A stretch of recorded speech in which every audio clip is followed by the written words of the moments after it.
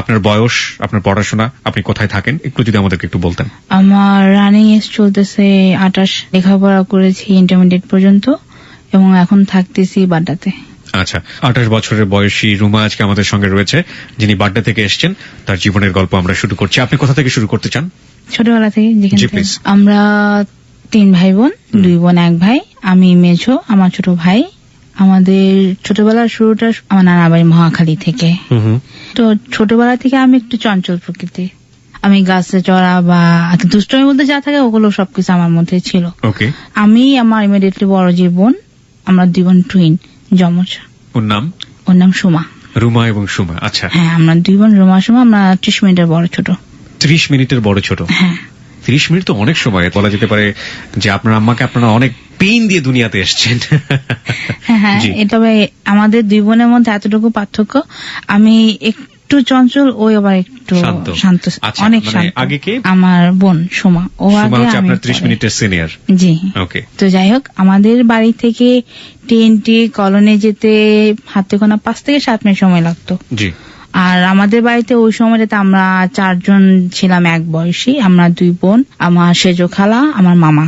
তো একদিন যেটা হয়, যেটা আমরা 4 জন মিলে আর কি TNT কলোনিতে যাই, তো এখানে গিয়ে পেয়ারা গাছে উঠি। আমি গাছে উঠি, ওরা নিচে ছিল। তো যার বাড়িতে গিয়ে আমরা গাছে উঠি, ওই লোকটা আমাকে তাড়া করে, তাড়া আচ্ছা। করলে ওরা দৌড় দিয়ে চলে যায়, আমি ধরা পড়ে যাই। তো উনি আমাকে কি করলো, কানে ধরে ঠাস ঠাস করে গালে আর ওহো। পিঠে 2টা থাপ্পড় দিয়ে দিল। কত বয়স তখন? 4-5 এরকমই হবে। আমি একটু আমার শ্রোতাদেরকে বলতে চাই, প্লিজ, যারা ছোট মানুষ ওরা গাছ থেকে ফল চুরি করে খাবে, এটা ছোটদেরকেই মানায়, বড়দেরকে মানায় না। এবং ছোটরা যদি এরকম কাজ কখনো করেও, ওদেরকে আপনি যদি মোরাল লেসন দিতে চান তাহলে এইভাবে না, একটু অন্যভাবে, একটু আদর করে তাকে বুঝিয়ে বলতে হবে। প্লিজ, গায়ে হাত পায়ে চড় দেবেন, এটা একেবারেই খুবই খারাপ লাগে, এটা করা উচিত না। হ্যাঁ, তারপর? তো ওইখান থেকে তো মার খেয়ে আমি বাসায় চলে আসলাম। মাঝ পথে এসে বাড়ির কাছে আরেকটা আমাদের নানা হন উনি সম্পর্কে, ওনার একটা আম গাছ ছিল। তো আমরা ওই আমতলায় গিয়ে সবসময় ডানটুকি খেলতাম। ডানটকি? হ্যাঁ। এটা কি জিনিস? এটা হচ্ছে একটা গাছের ডাল, বড় থাকবে আর একটা ছোট থাকবে। ওকে। বড়টা দিয়ে ছোটটায় বাড়ি দিলে ওইটা দিয়ে উপর দিকে উঠবে? হ্যাঁ, উপরের দিকে উঠে। উপর দিকে ওঠার পরে কি হবে? ওইটাকে আমরা পিটাই, ওই ছোটটাকে পিটিয়ে যে যত দূর দিতে পারে। হ্যাঁ, ওকে, ওইখান নাম দিয়ে হচ্ছে ডানটকি। ডানটুকি। এটা অনেকে ডাঙ্গুলিও বলে। হ্যাঁ, ডাঙ্গুলিও বলে অনেকে। Okay. তো যাই হোক, ডানটুকি খেলতে হয়তো কি অনেক সময় যখন আমরা বাড়িটা দিতাম, হয়তো কারো মাথায় গিয়ে লাগতো। তো ওদিন হচ্ছে ম্যাকি কাহিনী, আমাদের বাসা দিয়ে এক গোয়ালা ছিল, তো ওই দাদার মাথায় গিয়ে লাগছিল। তো দাদা গিয়ে আমার নানার কাছে বিচার দিয়েছে। তো যেদিন আমি দুষ্টমি করতাম বা আমার বাসায় বিচার যেত, ওদিন আমাকে খেতে দিত না, অন্যভাবে শাস্তি দিত। এটা হ্যাঁ, একটু যাক, এভাবে আমাদের লাইফটা চলে। এক সময় হয় যেটা, সেটা হচ্ছে আমার নানার সাথে আমার বাবার একটা ব্যবসায়িক দ্বন্দ্ব হয়, টাকা পয়সা নিয়ে কথা শ্বশুরের সাথে কাটাকাটি। জামাইয়ের দ্বন্দ্ব। হ্যাঁ, হ্যাঁ। তো ওই মুহূর্তে আর কি আমার বাবা কয়েকদিনের মধ্যে আমাদেরকে নিয়ে নানা বাড়ি থেকে উত্তরা আমাদের বাড়িতে শিফট করেন। কিছুদিন পরে আমাদের 2 বোনকে একটা স্কুলে ভর্তি করে দেয়। জি। তো ওই স্কুলে সকালে মা নিয়ে যেত, আবার সকালে নিয়ে আসতো। 9টা থেকে 11টা ক্লাস। জি। আমার স্কুল থেকে বাসায় আসা যাওয়ার পর অনেকগুলো ডোবা পড়তো। আচ্ছা। সকালে দেখতাম যে অনেকেই মাছ ধরতেছে, দেখে চলে যেতাম, মার সঙ্গে থাকতো, আমরা এখানে নামতে পারতাম না। তো মা ক্লাসে দিয়ে চলে আসলে কোন রকম 2টা ক্লাস করতাম। 2টা ক্লাস করে আমরা 2 বোন স্কুল থেকে চলে আসতাম। আচ্ছা। আমার বড় বোনটা ও আগে নামতো, আমাদের স্কুলের জানালাটা ছিল সম্পূর্ণ টিনের, তো ও আগে জানলা দিয়ে নেমে যেত, ও কাছে বই দিয়ে দিতাম, পরে আবার আমি নামতাম। প্রচন্ড দুরন্ত শৈশব যেটাকে বলা চলে। হ্যাঁ, আবার ওইখানটায় যেতাম, ওইখানে গিয়ে কতগুলো কচুরিপানা তুলতাম, কচুরিপানা তুলে ওইখানে আমি আমার 2 বোনের বইগুলো এখানে রেখে ডোবা পানিতে নামতাম। একজনের স্কার্ট খুলতাম, 2 বোন দুদিক থেকে ধরে মাছ ধরতাম। স্কার্ট দিয়ে মাছ ধরতেন? হ্যাঁ। কি মাছ পেতেন? ছোট ছোট পুঁটি মাছ, তারপরে না, এই জন্য জিজ্ঞেস করছি হ্যাঁ, যে ছোট ছোট আপনার পুঁটি শৈশবের সাথে মাছ। আমার শৈশবের চমৎকার একটা মিল আছে, এবং এই যারা মাছ ধরেন তারা জানবেন যে মাছ ধরা আসলে কতটা নেশা হতে পারে। স্কুল থেকে ফিরেই দৌড় দিয়ে বড়শিগুলো নিয়ে খালের পাড়ে বসে যেতাম, এবং সবচেয়ে কষ্ট লাগতো যে তখন দেখতাম যে সবাই মাছ ধরতে পারছে, কিন্তু আমার বড়শিতে দেখা গেল 1 ঘন্টা পর একটা টুপ দিল, টান দিলাম, এতটুকু একটা চ্যাং মাছ। চ্যাং মাছ চেনেন আপনি? বাইং মাছের মতো দেখতে অনেকটা। হ্যাঁ। এগুলো আমি একদিনও খেতাম না, কিন্তু ওই মাছ মারাটা অনেক, ওই মাছটাই বেশি পড়তো। হ্যাঁ। তারপর টাকি মাছ পড়তো আমাদের এখানে বেশি। তো আমরা 2 বোন এখান থেকে মাছ ধরতে ধরতে অনেক সময় দেখা যেত যে স্কুলের বই আর নাই। তো যখন নাকি খেয়াল হতো বইয়ের কথা, দৌড় দিয়ে আবার সেই ডোবা, দুপুরে এখানে গেলে বই নেই। ওকে, মা তো বাসায় গেলে পিটাবে, কি করবো, পরে আমার বোনকে বলতাম একটা কাজ করে কি, আমার পেটে ব্যথা, তুই মাকে বলছো মা রুমা তো পেটে ব্যথা, স্কুলে বই রেখে আসছে। ভুলে। হ্যাঁ, আচ্ছা, তো 2 হাত দিয়ে পেট চেপে বাসা যেতাম। মা বলতো কি হয়েছে, মামা না খুব পেটে ব্যথা, স্কুলে 2টা ক্লাস করে চলে আসছে, তো বই কই, মা Okay. বই তো স্কুলে রেখে আসছি। হুম, হুম, হুম। তো আরেকটা নেশা ছিল যেটা আমার, সেটা হচ্ছে আমাদের বাড়ির পেছনে একটা পুকুর ছিল মেম্বার কাকার, জি, ওনার আবার 70 থেকে 90টা হাঁস ছিল। আচ্ছা, তো আমি কি করতাম, মাঝে মধ্যে আমি দেখতাম যে হাঁস ডিম পাড়তেছে, হ্যাঁ। পড়ে যাবে, আস্তে করে ওদের পিছনে গিয়ে হাত দিয়ে রাখতাম, বিউটিফুল ফিলিংস। ডিম পড়তো। তো ওই ডিম নিয়ে আমি একদিনে আমার মাকে দিই যে মা আমি ডিম আনছি, কোথায় বেশ এতগুলা ডিম, চুরি করছো? না মা চুরি করি নাই। তাহলে যে কাকার হাঁসগুলো যে ডিম পারো ওইখান থেকে আনছে। তো মা গিয়ে ওদিন খুব একটু রাগ করছে, বলছে আর কোনদিন এরকম করলে তোমার হাতে রক কেটে ফেলবো, কারো জিনিস আনা ভালো না। জি, তো ওই মাছ ধরার নেশাটা আমাদের মধ্যে থাকতো। হুম, হুম, হুম। তো একদিন আমরা 2 বোনও মাছ ধরতে নামছি সবার সাথে। তো আমি দেখতেছি যে কাদার ভেতর দিয়ে একটা মাছ যাচ্ছে কিলবিল করে। কিলবিল করে। তো আমি ভাবছি যে ওইটা হয়তো বা শিং মাছ বা বাইং মাছ। ওকে, তো বাইং মাছ আর শিং মাছ ধরার নিয়ম তো আমি জানি, মাথায় ধরতে হয়। হ্যাঁ, তাই। আমি আবার ওইটা মাথার মধ্যেই ধরছি, ওকে, হাতের উপর নেওয়া বোনকে বলছে সুমা দেখ আমি একটা বাইং মাছ ধরছি। ওকে। আমার বোন দেখে যে এটা মাছ তো না, সাপ। ওকে, সাপ, সাপ, ধরা সাপ ছিল এটা। লে হালুয়া। একদম ছিটকে দূরে ফালাই দিছি, ফেলে দিয়ে আমি ওইখানে ছেঁচারা পড়ে গেছে। আচ্ছা, তো কাকা এরা সবাই মিলে আমাকে আমাদের বাসায় নিয়ে আসছে, মাথায় পানি দিছে, একটু যখন জ্ঞান আসছে ওই দিন থেকে আমার জ্বর ছিল। ওকে, প্রচন্ড দুরন্ত শৈশব। এখানে একটু সাপ নিয়ে বলতে চাই। ঢোড়া সাপ অনেকেই চিনবেন না, বিশেষ করে শহরের ছেলেমেয়ে যারা আজকে হ্যালো 920 শুনছেন। মজার বিষয় হচ্ছে যে আমি একদম হলফ করে বলতে পারি, গ্রামের একেবারে 10টা ছেলে মেয়েকে যদি বাছাই করা হয় তাহলে 10 জনের একদম কমন শৈশব হচ্ছে এটা। আর ঢোড়া সাপ হচ্ছে এমন একটা সাপ যেটা সাধারণত পানিতে এই বিভিন্ন পুকুরে থাকে, ওনাকে পাগাড়ও বলে। এবং এগুলোর আসলে বিষ নেই, এবং এটা নিয়ে এক ধরনের মিথ আছে যে আসলে ঢোড়া সাপেরই নাকি বিষ ছিল, সেই বিষগুলো নাকি শিং মাছ নিয়ে নিয়েছে, মাগুর নিয়ে নিয়েছে একটু একটু করে, যার জন্য ওর বিষ নাই। খুব মজার গ্রামীণ মিথগুলো। হ্যাঁ, তো যাই হোক, আর ওই তখন থেকে যে ভয় জিনিসটা, এটা এখন আমার ভিতরে কাজ করে। মানে ভয় প্রথম আপনার? হ্যাঁ, পরের দিন আমাদের বাড়িতে বড়ই গাছ ছিল অনেক বড় একটা। আচ্ছা, টক বড়ই? টক বড়ি। তো আমি স্কুল থেকে এসে আমার স্কুল ড্রেস খুলে আমি বড়ই গাছে উঠি। তো ওই মুহূর্তে আমার মা একটা লাকড়ি দিয়ে আমাকে গাছে ঢিল দেয়। তো মার ওই ঢিলটা দেয়, তো আমি খুব তাড়াতাড়ি করে নামতে গিয়ে আমি পা পিছলে পড়ে যাই। ওহো। আর ওইখান থেকে পড়ে গিয়ে আমার বাম পায়ের তালু থেকে একটা টিন ঢোকে, টুকরা টিন একদম উপর দিয়ে বের হয়ে যায়। আমি অনেক বড় একটা ব্যথা পাই। তো পরের পরীক্ষাগুলো আমি আমার বাবার কোলে করে স্কুলে যেতাম, এবং বাবা আমার বেঞ্চে বসতো, বাবার কোলে বসে আমি লিখতাম।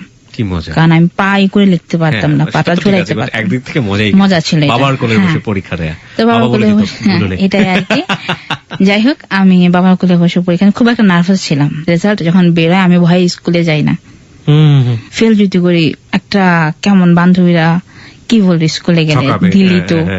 তো আব্বা যখন স্কুলে গেছে, আমাদের হেড স্যার ছিলেন, উনি আমাদের খুব আদর করতেন, 2 বোনকে খুব আদর করতেন। তো স্যার বাবাকে দেখে বলতেছে যে ভাই স্কুলে আসতে হবে না, আপনি আগে মিষ্টির দোকানে মিষ্টি নিয়ে আসেন। বাবা বলছে কেন? বুঝেন নাই আপনার মেয়ে তো বৃত্তি পাইছে, আপনি মিষ্টি নিয়ে আসেন। তো আমার বাবা শুনে সে সঙ্গে সঙ্গে বাজারে যায়, গিয়ে মিষ্টি কিনে আমার স্কুলে সব টিচারদেরকে দেন, বাসায় নিয়ে আসেন। তো বাবা বাসায় এসে উনি সরাসরি বলে নাই যে আমি বৃত্তি পেয়েছি। ওকে, আমার বাবা বাসায় ঢুকছে, একদম মুখ কালো। আমার বাবাকে দেখে আমি খুব ভয় পেয়ে গেছি। আমি বলছি মা আমি ফেল, বৃত্তি পাইনি। পরে খুব কান্নাকাটি করতেছে আমার ঘরে বসে। পরে মাকে বলছে যে ও বৃত্তি পেয়েছে। তো মা আমার কানে কানে বলে কি যে রুমা তুই কিন্তু বৃত্তি পেয়েছিস। আমি এমন জোরে একটা আর কি মারে ধরে যে লাভ দেবো না জোরে চিক্ষুর দেবো, আমি কিছু বুঝতে পারতেছিলাম না। বেস্ট ফিলিংস গুলো আসলে এত একটা আমি একদম হয়ে গেছি যে এত কষ্ট করছি। তারপর আমি হাই স্কুলে ভর্তি হই, আমার সেকেন্ড ক্লাস যেটা। এখানে আরেকটা কথা আমার না বললে হয় না, যেটা আমি যখন হাই স্কুলে পড়ি তখন থেকে এখন আমি যে রুমা, আমার এই প্রত্যেকটা পদে পদে যার অবদানটা বেশি আমার বাবা আমার পরে, সে হচ্ছেন আমার স্যার। আমার স্যার উনি এখন জীবিত নাই, আল্লাহ ওনাকে ব্যস্তবাসী করুক। ওনাকে আমি এখনো শ্রদ্ধার সঙ্গে স্মরণ করি। আসনুল্লাহ মাস্টার এমপি। আহসানুল্লাহ মাস্টার এমন তো বিখ্যাত মানুষ। হ্যাঁ, উনি আমার স্যার ছিলেন। ওকে। তো উনি খুব আদর করতেন। আর যখন স্যারের কাছে পড়তে যেতাম, স্যার সবসময় বলতেন যে দেখ, তো যে জীবনে চলতে গেলে আর বাঁচতে গেলে সবসময় নীতি আর আদর্শ, এই দুইটা জিনিস ঠিক রাখবে, দেখবে আল্লাহ তো কোথাও আটকাবে না। বাহ। তো স্যার সবসময় দেখে বলতেন যে সেটা তুমি তিনটা কাজ করবা না, কোনো মানুষের পেটে লাথি দিবা না, বা কখনো কারো ক্ষতি করবা না, দেখবা জি। তোমারও ক্ষতি হবে না। জি। আমি আজ পর্যন্ত এই তিনটা কাজ করি না। যখন আমি নামাজ পড়ি, আমি আল্লাহর কাছে একটা কথা বলছি, আমার এই দুই হাত দিয়ে তুমি মানুষের ক্ষতি করায়ও না, যদি পারো কারোর জন্য যাতে করতে পারি আমি, আমাকে ওই ক্ষমতাটুকু দিও। চমৎকার।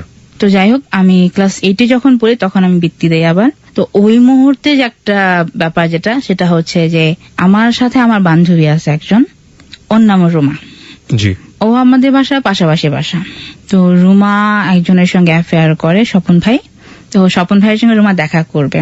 তখন আমাকে বলতেছে একটা কাজ কর, তুই আজকে সেকেন্ড ক্লাস করার পরে ছুটি নে। কিভাবে ছুটি নেবো? স্যারকে বলতে, স্যার আমার পেটে ব্যথা, বাসায় চলে যাব।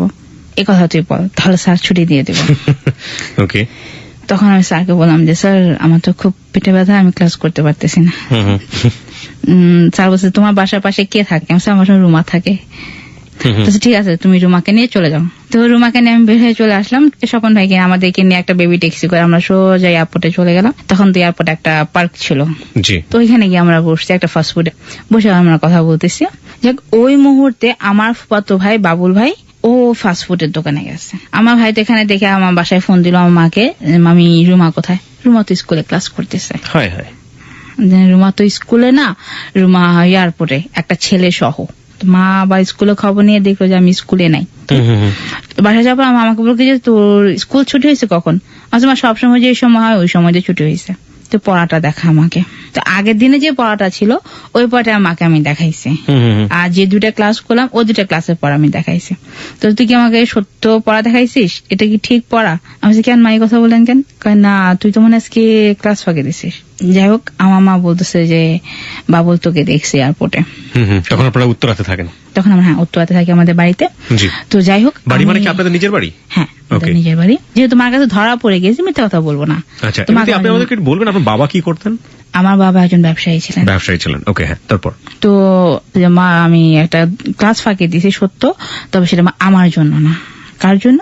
মা, আমি রুমার জন্য ক্লাসটা ফাঁকি দিয়েছি। রুমাকে কি চিনতো? হ্যাঁ, রুমাকে চিনতো, কারণ আমাদের বাসা পাশাপাশি বাসা। তো যাই হোক, মাকে আমি সত্য কথা বলছি। বলার পর মা আমাকে এতটুকু বলে, মা দেখো, যা তুমি করছো আজ কি করছো, আর কখনো ক্লাস ফাঁকি দিবা না। তখন আপনি ক্লাস 8-এ পড়েন? আমি ক্লাস 8-এ পড়ি, বৃত্তি কোচিং করি তখন। তো যাই হোক, আমার কোচিং শেষ, পরীক্ষা চলতেছে, আমি পরীক্ষা দিচ্ছি। এই মুহূর্তে একদিন হঠাৎ করে আমার বাসায় খবর আসলো যে আমার বাবা মাথা ঘুরে পড়ে গেছে হসপিটালে। সবাই তাড়াহুড়ো করে হসপিটালে চলে যায় বাবার কাছে। 2 দিন থাকার পর বাবাকে বাসায় নিয়ে আসি। তো বাবা তখন সমস্যা হচ্ছে, বাবা গলা ব্যথা করতো। তো ডক্টর বলছে যে হয়তো বা এটা টনসিলের জন্য হয়। তো আমার ক্লাস 8-এ যখন আমি বৃত্তি পরীক্ষাটা দেই, তখন আমি ওই বাবার দিকে দৌড় দিতে গিয়ে আমার ওই পড়াটার করতে পারিনি, না।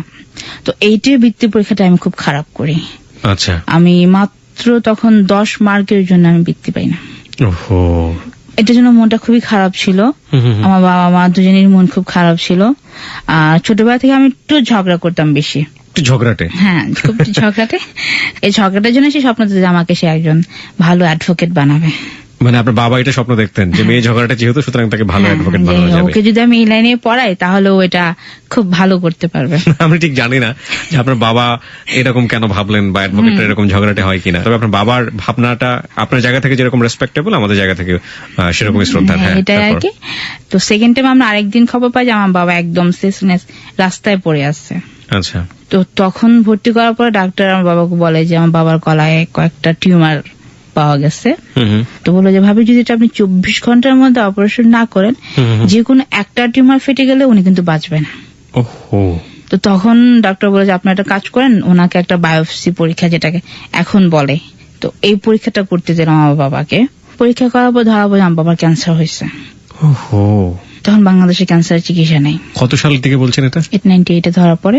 ওই মুহূর্তে আমার নানা, ওনারও ব্লাড ক্যান্সার ছিল আমার নানার, উনি মাদ্রাজে একটা হসপিটালে দেখাইতেন। তো আমার নানা আমাকে বললো যে একটা কাজ করো, জামাইকে নিয়ে তুমি ওইখানেই চলো, তো যাই হোক আমার মা বাবাকে নিয়ে চলে যায় ঢাকাতে। আমরা 3 ভাই বোন থাকি, মা বাবাকে নিয়ে ঢাকা মাদ্রাস এরকম যাতায়াত। 9 শেষে দিয়ে আমার বাবা যখন ক্যান্সারটা খুব গাঢ় হয়ে হয়ে যায়, বাবা একদম বিছানায় পড়ে যায়। খেতে পারতেন না, কিচ্ছু খেতে পারতো না। তখন হয় কি আমাদের 2 বোনের লেখাপড়া চালানো খুব কষ্ট হয়ে যাচ্ছিল আমার মার।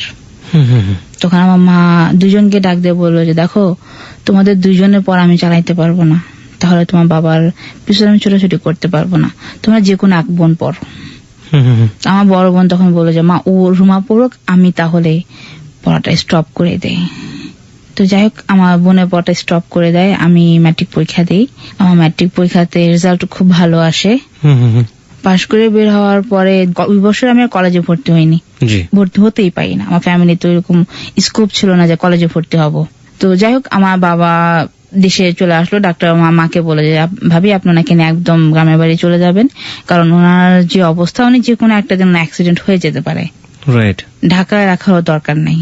যাই হোক আমার মা বাবার সঙ্গে গ্রামে থাকে, আমরা মহাখালীতে থাকি আমার নানার বাড়িতে। এই মোমেন্ট আমি একটু জানতে চাচ্ছি এই কারণে যে ক্যান্সারের একটা পেশেন্ট একটা বাড়িতে থাকা মানে ওই বাড়ির এনভায়রনমেন্ট যে কতটা টাফ হতে পারে, কতটা ভয়াবহ হতে পারে, কতটা কষ্টের হতে পারে। প্রিয় শ্রোতা যাদের হয়নি, আল্লাহ মাফ করুক, ইভেন ইউ ক্যান ইমাজিন। আমি একটু জানতে চাই আপনার কাছ থেকে, আপনাদের বাবা যখন এরকম অসুস্থ তখন কি আপনারা বুঝতে পেরেছিলেন যে আপনার বাবার জন্য আপনাদের কিছুই করার নেই এবং একটা সময় বাবা যে কোনো মুহূর্তে মারা যেতে পারে? এই ফিলটা কি হতো? আমরা একদম শেষে, কারণ তখন আমার বাবা উনি পলিটিক্স করতেন। তো আমার বাবাকে যে কেউ যদি দেখতো বলতো যে উনি ডিফেন্সের হাই লেভেলের কোন অফিসার। তো আমার বাবা যখন ক্যান্সারটা একদম গাঢ় হয়ে ধরা পড়ে, আস্তে আস্তে আস্তে আমরা দেখি যে আমার বাবার সেই বডি ফিটনেস আর নেই। তা হাত পা দেখলে তখন খুব কান্না পেত আমাদের। তো যাই হোক আমার বাবা শেষ পর্যন্ত 2000 সেপ্টেম্বরের 5 তারিখে মারা যায়। আমাদের বাড়ির পেছনে বাবাকে কবর দেওয়া হয়েছে কাঁঠাল গাছের তলায়। আমার বাবা একটা গাছ ছিল, বছরে 4টা কাঁঠাল ধরতো। বাবা খুব শখ করা গাছ, এটা ইন্ডিয়া থেকে উনি কিনে আনছিল গাছটা। 4টার বেশি কখনোই গাছে কাঁঠাল ধরেনি, এখনো না। ওই 4টা কাঁঠাল এখনো ধরে, আর ওই কাঁঠালগুলো আমাকে খেতে পারি না। এটা যখন কাঁঠালটা পাকে তখন এটা নষ্ট হয়ে যায়। একটা ব্যাপার যেটা, আমার বাবা যখন মাটি দিয়ে আমার বাসায় চলে আসি, 3-4 দিন বাবা মিলাদ পড়ানোর পর থেকে আমরা যেটা দেখি, আমার বাবার যে ভাইরা ছিলেন, আমার চাচারা, তারা কেউ আমাদের সঙ্গে কথা বলতো না, কেমন যেন ব্যবহার করতো আমাদের সঙ্গে। তো যাই হোক ওই মুহূর্তে আমার নানুরা আমাদেরকে ঢাকা নিয়ে আসে। নানা বাড়িতে থাকে, এখান থেকে নানা ফ্যামিলিতে থাকি, নানা ফ্যামিলিতে চলতে থাকি। তো এক সময় যেটা নিজে থেকে কিছু করার জন্য চেষ্টা করি আমার ফ্যামিলির জন্য, যে আমি কিছু করি। তো ওই সময়টা থেকে 2003-এর কথা, আমি চাকরি খুঁজতে শুরু করি আমার জন্য। কয়েক জায়গায় আমি চাকরির জন্য যাই, কয়েকটা শোরুমে যাই, তখন আমাকে কেউ চাকরি দেয় না, সবাই বলে মেয়েটা ছোট। আমাদের বাসায় ভাড়া থাকতেন একটা আন্টি, তো মুন্নি আন্টি আমাকে বলে একটা কাজ করতে পারেন, আপনার নানিকে বা আপনার মামাদেরকে বলবেন না, আমি একটা চাকরি নিয়ে দেবো আপনাকে। হ্যাঁ বলেন, তাহলে বলবো না। আমি কোথায়? গার্মেন্টস এর। তো পরের দিন আন্টি আমি করবো, আপনি আমাকে নিয়ে চলেন। ঠিক আছে, কালকে সকালে আপনি আমার সঙ্গে যাবেন। তো আমি আন্টির সঙ্গে চাকরিতে যাই, ওখানে আমার চাকরি হয়, যে একটা পোস্ট ছিল হেল্পার। তো ওইখানে আমি চাকরি করি। কিসের হেল্পার এটা? এটা ছিল যে একটা মেয়ে মেশিনে কাজ করবে, ওর সামনে আমি কাজ করব। আর আমি যেহেতু পড়ালেখা জানি, ওরা আমাকে ওই কাজগুলো করতে দেয় নাই। ওরা আমাকে যেটা দিত সেটা হচ্ছে গিয়ে বিভিন্ন নাম্বার ছিল কাপড়ের, এগুলো আমাকে মিলাইতে দিত। তো যাই হোক ওইখানে আমার চাকরি হয় 700 টাকা বেতন। চাকরি করতেছি, আমার মা 2-3 দিন ফলো করলো যে আমি সকালে যাই রাতে আসি, এই তো চাকরিটা কি রে, আমাকে একটু পড়। তো মনে হয় মা আমি তো দেখলাম কোথাও চাকরি পাই নাই, তো আন্টি আমাকে এটা নিয়ে দিছে, তোমরা কোনো রাগারাগি করো না, আমি করতে থাকি আর চাকরি একটা ভালো জায়গায় খুঁজতে থাকি। পরে আমার মা একটু রাগারাগি করে, তারপর আমি বোঝানোর পরে মা আর কিছু বলে না। আমার চাকরি করাটা কি দরকার ছিল এই সময়টাতে আপনাদের ফ্যামিলির জন্য? খুব বেশি দরকার ছিল। আচ্ছা, তখন আপনার বয়স কত? 14-15 এরকম। 14-15 বছর বয়সে আপনি একটা হেল্পারি জব করছেন, 700 টাকা বেতনে প্রতি মাসে। তো যাই হোক ওইখানকার যারা আন্ডারে আমি কাজ করতাম, মঞ্জু মামা, তো উনি আমাকে একদিন বলতেছে যে তুমি তো লেখাপড়া জানো, তোমাকে এমন একটা কাজ শিখাই দেই, তুমি এই কাজটা করো, এটা করে তোমার স্যালারিও ভালো দেবে, তুমি ভালো চলতে পারো। কি কাজ? কোয়ালিটির কাজ, তোমাকে আমি সবকিছু শিখিয়ে দেবো। তো মঞ্জু মামা আমাকে সবকিছু শিখিয়ে দিল। তো একদিন হঠাৎ বলছে, রুমা তুমি কালকে ওই অফিসের লোক নিবে, আমাদের পাশে একটা গার্মেন্টস শপ, তো তুমি ওই অফিসে গিয়ে ইন্টারভিউ দিবা, আমি এখানকার একজনকে বলে রাখছি তোমার কথা। তো তুমি যে তুমি কিবরিয়া ওইখানে এক ভাইয়া ছিল, কিবরিয়া ভাইয়া ছিল, তো বলে তুমি ওনাকে গিয়ে খোঁজ করবা, তো উনি তোমাকে নিয়ে যাবে। ওকে। তো আমি গিয়ে সকালে গেটে গেলাম, গিয়ে বললাম যে কিবরিয়া ভাই আমি মঞ্জু মামা আমাকে পাঠিয়েছেন, তো উনি আমাকে নিয়ে গেলেন। হ্যাঁ আমি জানি। তো উনি ভিতরে নেওয়ার পরে যেটা হয় যে আমাকে এখানে ইন্টারভিউ নেয়, টিকে যায়। তো উনি আমাকে বললো যে ঠিক আছে তোমাকে আমি প্রথম অবস্থায় 2200 টাকা স্যালারি দেবো, 2200 টাকা স্যালারি পাবা, 200 টাকা হাজিরা বোনাস পাবা, আর ওভারটাইম পাবা তুমি। ওকে। তো আমি 700 টাকা থেকে 2200 টাকা স্যালারি, অনেক টাকা, অনেক টাকা। তো এই চাকরিটা আমি করতে থাকি, প্রতি মাসে আমার 4500 5000 টাকাও স্যালারি ওঠে কোনো কোনো মাসে। আমাদের মধ্যে আর সংসার ওই অভাবটা নেই। ওকে। এর মধ্যে যেটা আমার বাবা মা যাওয়ার পর আমার ইমিডিয়েটলি যে বড় বোনটা ছিল সুমাপা, ওর বিয়ে হয়ে গেছে। ওকে। আমাদের 3 জনের সংসার খুব ভালোই চলতেছে। তো যাই হোক, আমি আবার এখানে আরেকটা যেটা কাজ হলো, আমাদের অফিসে যে বাইং হাউস থেকে যে বায়ার গুলো আসতো, তো ওইখানকার এক ভদ্রলোক আমাকে বলছে যে রুমাপা তুমি একটা কাজ করতে পারেন, সেটা হচ্ছে কি আপনি আরেকটু ভালো কিছু চেষ্টা করতে পারেন। কি সেটা আপনি যে কোনো একটা বাইং হাউসে আপনি কি একটু ট্রাই করে দেখতে পারেন। তো ওই ভাইয়াটা আবার আমাকে একদিন একটা অ্যাড্রেস দিল উত্তর একটা বাইং হাউসে, বলছে আপনি এখানে যান, এখানে একজন বাইং কিউসি নিবে, আপনি এখানে গিয়ে একটু ট্রাই করে দেখেন, আপনি টিকে যাবেন, যেহেতু আপনার সব কাজ জানা আছে, বোঝা আছে। তো যাই হোক, আমি ওই ইন্টারভিউ দেওয়ার জন্য আমি মহাখালী থেকে আমার বাসা থেকে বের হই। এটা ছিল 2003 সেপ্টেম্বরে। সকালে বের হয়ে আমি বাসে উঠি। বাসে উঠে আমাদের গাড়িটা খিলক্ষেত ফ্লাইওভার এখানে যখন যায় তখন গাড়িটা নষ্ট হয়ে যায়। ওকে। মহাখালী থেকে খিলক্ষেত পর্যন্ত আমার পাশে একটা মেয়ে বসা ছিল, ও মেয়েটার সঙ্গে আমি কথা বলতে বলতে আসি। আমরা এখানে দাঁড়াচ্ছি, আরেকটা গাড়ি এলে আমরা গাড়িতে উঠবো। তো ওই মুহূর্তে যেটা হয়, 2টা গাড়ি, আমি দেখতেছি যে 2টা গাড়ি আসতেছে, একটা ওভারটেক করবে।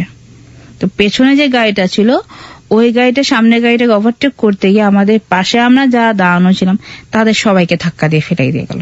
এক ধরনের একটা অ্যাক্সিডেন্ট। হ্যাঁ, সাথে যে মেয়েটা ছিল, তো ওই মেয়েটাকে দেখলাম যে মেয়েটা ওইখানেই নাই, ও মারা গেছে। তো যখন দেখলাম যে মেয়েটা মারা গেছে তখন আমার আর জ্ঞান নেই, আমি আর কিছু বলতে পারবো না। তো যাই হোক, ওইখান থেকে আরেকটা যেটা হলো, আমার তখন মাথার চুল ছিল খুব অনেক বড় একটা খোপা হতো মাথায়। আমার মাথার খোপাটা খুলে গিয়ে রাস্তায় ছড়ায় যায়। তো খোপাটা খুলে রাস্তায় ছড়া যায়, তখন আরেকটা মাইক্রোবাস চাকার সাথে আমার চুলটা পেঁচায় যায়। ও আবার আমাকে খিলক্ষেত থেকে আপনার জসীমুদ্দি রোড পর্যন্ত টেনে নিয়ে যায়। যখন জসীমুদ্দি রোডে এখানে যায়, ক্রসিং এর আগে র্যাব অফিসের সামনে, তো ওইখানকার কয়েকজন ডিউটিরত র্যাব আর পুলিশ ওরা আমাকে বের করে, দেখে যে গাড়ির ভেতরে 2 দিকে আমি বাড়ি খাচ্ছি, চাকার 2 সাইডে বাড়ি খাচ্ছি। আপনার তো স্ম্যাশ হয়ে যাওয়ার কথা, ব্লেন্ড হয়ে যাওয়ার কথা। একদমই অবস্থা। তো যাই হোক, ওরা আমাকে ওইখান থেকে কেটে কেটে বের করে ওরা আমাকে ঢাকা মেডিকেলে দিয়ে দেয়। বাসায় 4 দিন যায় না। আমার মা তো খুব টেনশন, এখানে আমি এক রাত কোথাও বাইরে থাকি, আপনার সাথে যোগাযোগ নেই, ফোন তখন তো ফোন ইউজ করি না। তো 4 দিন পরে যেটা হয় যে একটা পত্রিকাতে একটা অ্যাড দেয় আপনার নিখোঁজ। না, আমি যে হসপিটাল থেকে ওরা একটা অ্যাড দেয় পত্রিকাতে। ওকে। তো ওইখানে আমার চেহারা যে অবস্থাটা ছিল ওইটা দেখে কেউ বোঝার মতো না যেটা আমি। তো আমার মা বারবার আর কি করতেছে যে মেয়েটাকে খোঁজ নেওয়ার দরকার। তো ওই মুহূর্তে নাকি আমার 4 দিনের মধ্যে আমার নাকি একদিন সেন্স আসে একটু। তো আমি নাকি তখন আমার বাসার অ্যাড্রেস বলি ডক্টরের কাছে।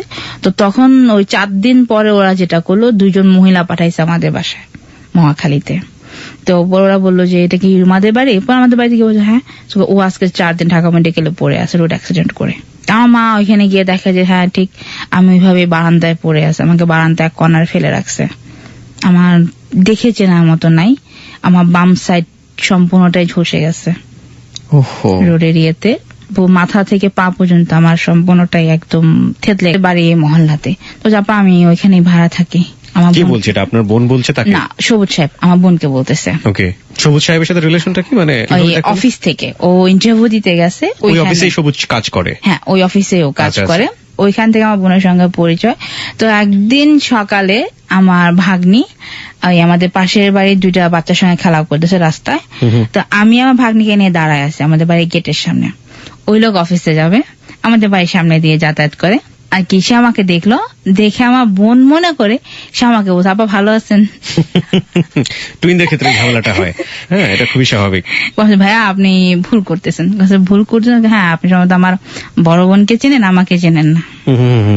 আপনি দাঁড়ান, আমার বোনকে আমি ডেকে দিচ্ছি। আমি আমার বোনকে ডেকে দিলাম। তো যাই হোক, আমার ওদিন চলে গেল উনি অফিসে। তার 2-3 দিন পরে আমার বোনের ইন্টারভিউর জন্য আবার ডাকলো যে ভেতরে একজন রেফারেন্স লাগবে যার। তো সবুজ সাহেব আমার বোনের রেফারেন্স হয় যে আপনি ভেতরে যদি কাউকে চায় আপনি আমার নামটা বলেন আর আমার ফোন নাম্বার দেন, তাহলে আমাকেই ডাকবে। ওনার ফোন নাম্বারটা দিয়ে আসে আমার বোন। তো ওই থেকে আর কি আমার বোনের সঙ্গে তার কথা হয়। সে যখনই আমাদের বাড়ির সামনে দিয়ে যেত আমার বোনের সঙ্গে কথা বলে যেত। তো একদিন সকালে সে আমাকে দেখছে, তো উনি আমাকে দেখে বললো কি যে একটু আপাকে ডেকে দিবেন, আমি কথা বলবো। তো আমি আমার বোনকে ডেকে দিয়েছি। উনি আমার বোনকে বললেন যে আপা আমি আপনাকে একটা কথা বলবো। যে কি কথা বলেন? আপা আমি এখন বলবো না, অফিসের তারা, আমি রাতে বাড়ি ফেরার পথে আপনার সঙ্গে দেখা করে যাব। তো ওই দিনই রাত 11টা বাজে সে আমাদের বাসায় আবার আসছে। তো আমাকে বলছে যে তুমি সুমাপা না ওনার বোন? যে আমি সুমাপা না, আমি আপার বোন। দাঁড়ান আমি আপাকে ডেকে দিচ্ছি।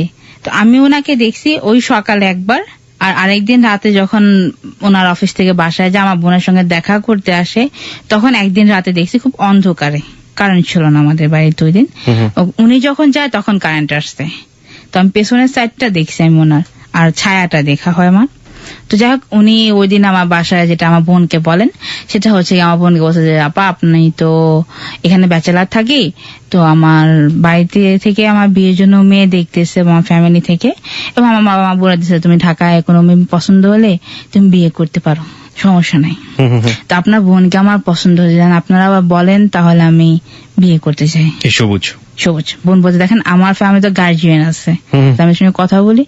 আপনি কথা বলেন, কথা বলে 7 দিন পর আপনি আমাকে জানান। আচ্ছা আচ্ছা। আমার বোন বাসায় বিয়ের কথা তোলে। যখন আমার মা আমাকে বিয়ের কথা বলছে আমি বলছি মা আমি এই ছেলেকে বিয়ে করবো না। কেন তুমি বিয়ে করবে না? মামা একটা সমস্যা আছে। কি? মা যেটা দেখতে হয়তো শর্ট, আমার কাছে ভালো লাগে নাই।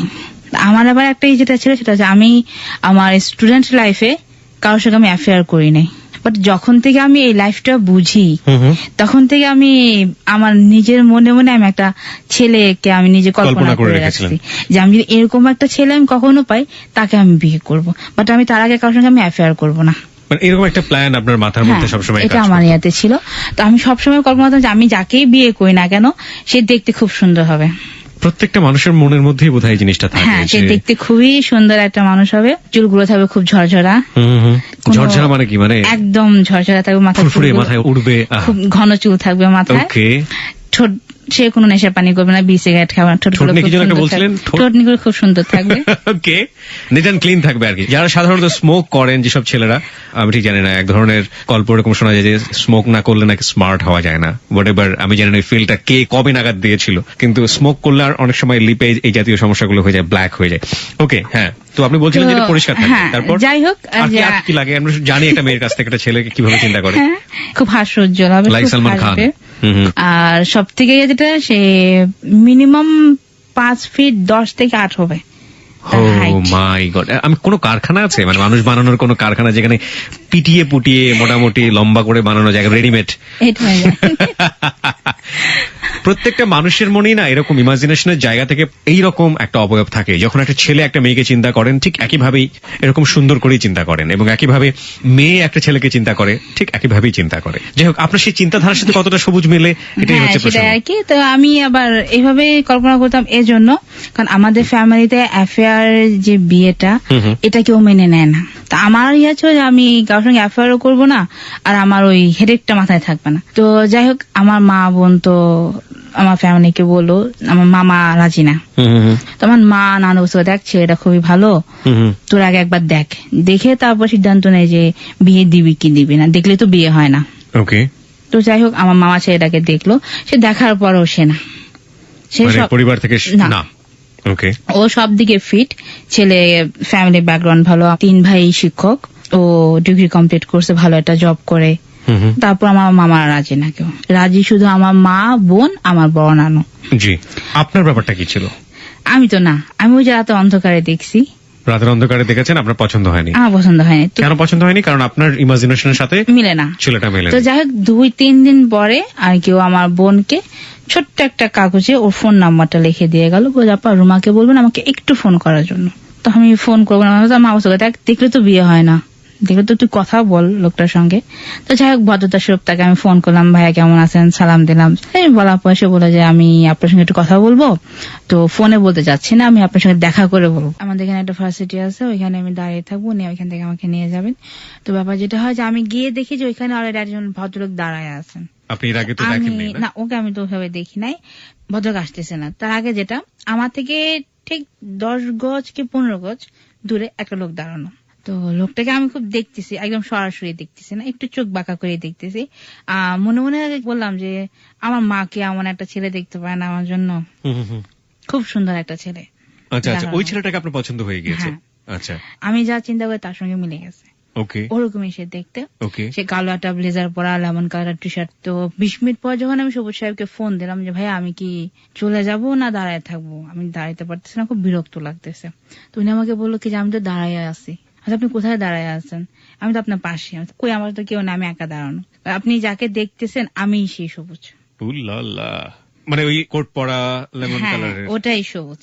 তা আচ্ছা, আমি এখানে এক তো ধরনের একটা ডিলেমা তৈরি হয়ে গেল। আপনি ফার্স্ট মিট করলেন তো আপনার ওই যে বোনের মেয়ের সাথে খেলতেছিলেন বা কোন একটা কিছু তো দাঁড়িয়েছিলেন, ওই সময় সবুজ সাহেব আসলো। আমি তখন বুঝতে পারিনি, এই জন্য শীতের সকাল ছিল তো, হ্যাঁ। গলায় মাফলার ছিল, কান মুখ সম্পূর্ণ ঢাকা ছিল। ওকে, সো আপনি ওনাকে ভালো করে আমি দেখেন নাই। নেক্সট টাইম যখন তাকে দেখলেন আপনি রাতের আধারে আমাদের বাড়ি থেকে সে বের হয়ে যাচ্ছে, ওই সময় কারেন্ট আসছে। তার পেছনের সাইড তো ওর যে ছায়াটা, ওই ছায়াটা আমি দেখছি। মানে ওই সময়টাতে কি দাঁড়ালো? মনে হচ্ছিল খাটো খুঁটা বা আপনার চেহারের সাথে ম্যাচ করে। চেহারার সঙ্গে ম্যাচ হয়নি। থার্ড ডে তে এসে আপনি যেভাবে চিন্তা করছিলেন, যেরকম ভাবে আপনার একটা ছেলেকে মানে স্বপ্নের পুরুষকে চিন্তা করেন, সেভাবে ম্যাচ হয়ে গেল এবং আপনি তাকেই চিন্তা করছিলেন যে এই ছেলেটিকেই তো আমার মা দেখলে দেখতে পারতো, কিন্তু পরবর্তী দিকে দেখলেন যে এই ছেলেটি হচ্ছে সেই ছেলে। তো যাই হোক, ও এখান থেকে একটা সিএনজি নিল, আমরা একটা সিএনজি নিলাম, নিয়ে গিয়ে চন্দ্রিমাতে বসলাম, ওখানে গিয়ে কথা বললাম। তো ফার্স্টে আমি ওনাকে একটা কথা বলিনি, তুমি দেখেন আপনি যদি আমাকে বিয়ে করেন আগে একটা কথা শুনে রাখা ভালো। কি বলো, সমস্যা নেই। তো আমি দেখেন আমাকে যে বিয়ে করবেন, আমার মার কিন্তু কিচ্ছু নাই। বিয়ে করার পরে কখনো বলতে পারবেন না যে আমার শ্বশুর বাড়ি থেকে আমি এটা আনবো ওইটা আনবো, বা আমাদের বাড়ি থেকে যে আপনাকে যৌতুক দিবে, এটাও আমার মা পারবে না। হ্যাঁ, এটা পারবে যে আপনি তার মেয়ের জামাই, যতটুকু সমাদর করার দরকার বা আপনার সম্মান যতটুকু রাখার দরকার আমার ফ্যামিলি তা করবে। ওকে। তো ও আমাকে বলছে না আমার কোনো সমস্যা না, আমরা এটাই চাইছি যে মেয়ে ফ্যামিলিটা ভালো হয়। তো আপনাদের ফ্যামিলি দেখে আমার ভালো লাগছে, তোমাকে দেখো আমার খুব ভালো লাগছে। ও আমাকে একটা কথা বললো, সেটা আমার একটা অ্যাফেয়ার ছিল। ওই ছেলেটা বলছে আপনাকে? সবুজ বাহিরে কোথাও না, মামাতো বোনের সঙ্গে। ওকে। ওর নাম ফারহানা। তো উনি আমাকে বললো যে আমাদের অ্যাফেয়ার ছিল, বাট 1 বছর হয় আমার সঙ্গে ওর কোনো রিলেশন নাই। তুমি যদি আবার বিয়ের পরে ভুল না বুঝো, তোমাকে আমি আগে বলে নিলাম। তা আমি বলছি ঠিক আছে, একটা ছেলে মানুষের লাইফে তো অ্যাফেয়ার থাকতেই পারে, স্বাভাবিক সেটা। তবে আমি আপনাকে এটা বলবো, যদি আপনি আমাকে বিয়ে করেন, বিয়ের পরের জন্য আমি এর কোনো প্রভাব আপনার মধ্যে না দেখি, তাছাড়া আমার আর ওদিকে কোনো প্রকারের কোনো যোগাযোগ নেই। সবুজ বললো আপনাকে? হ্যাঁ, এদিকে নিশ্চিন্ত থাকতে পারো। তো যাই হোক, আমাদের কথা ওই পর্যন্ত শেষ করলাম। তো 1 সপ্তাহ পরে আমাদের ফ্যামিলি থেকে যেটা বলার কথা, এখন অপেক্ষা ওইটার, যে আমার ফ্যামিলি থেকে কি বলে। এবং আপনি চাচ্ছেন আপনার ফ্যামিলি ইয়েস বলে দেখে? হ্যাঁ, তখন আমি চাচ্ছি। তখন মামি বললো যে কি ছেলে পছন্দ হয়েছে, তো মামিকে সরাসরি কিছু বলতে পারতেছি না। তা বলে তোমাদের সাথে। কত সালের ঘটনা এটা? এটা 2007-এ। 2007-এর। মামিকে আমি এভাবে বললাম যে তোমরা যদি এখন বিয়ে দাও তাহলে তাড়াতাড়ি দিও। তো 7 দিন পরে আমার বোনকেও ফোন দিল যে আপা আমি তো একটা প্রস্তাব আপনাদেরকে দিছি, তো আপনাদেরকে 7 দিন পর জানানোর কথা, আপনারা এখন কি বলেন, আমি কি আমার ফ্যামিলিকে আসতে বলবো? তো আমার বোন বললো যে না ভাই, আপনার ফ্যামিলিকে বলতে হবে না, আমাদের বাড়ি থেকে কেউ রাজি না এত দূরে বিয়ে দেওয়াটা। ওকে বলে দিল, অফিসে চলে গেল। আমি আমার অফিসে গিয়ে যেটা করলো, দুপুরে আমাকে একটা ফোন দিল। আচ্ছা। তো আমাকে বললো তুমি 5টায় ছুটি হওয়ার পরে তুমি একটা কাজ করো, তুমি মালিবাগ মোড় যেটা, তুমি মোড়ে দাঁড়ানো থাকবা, আমি তোমাকে নিয়ে যাবো এখান থেকে। এসে অফিস থেকে বের হয়ে গিয়ে দেখি যে উনিও এখানে দাঁড়ায় আছে। তো আমি এখানে গেলাম, দেখি মুখ কেমন একটু কালো কালো, অন্য মনস্ক। এতক্ষণ দাঁড়িয়ে রেখেছেন, কালো তো হবেই। যাই হোক, হয়তো অন্য পছন্দ ছিল। এটাই আর কি। তো একটা রিক্সা নিয়ে আমরা আবার চন্দ্রিমার দিকে গেলাম। তখন সে আমাকে বলতেছে যে আচ্ছা রুমা, যদি তোমার ফ্যামিলি আমাকে না করে তুমি কি করবা? অনেকক্ষণ পর দেখেন, যদি আমার ফ্যামিলি আপনাকে না করে, আমার পক্ষে সম্ভব না বিয়ে করা, কারণ যেহেতু আমার বাবা নাই, আমার গার্জিয়ান, আমার ফ্যামিলি এখন যারা আছে তারাই, তাদের মতের বাহিরে আমি বিয়ে করব না। তাই আমি হ্যাঁ, তুমি সত্যি করবো? না। আচ্ছা, আমার ফ্যামিলি আপনাকে কি বলছে আমাকে একটু বলেন তো।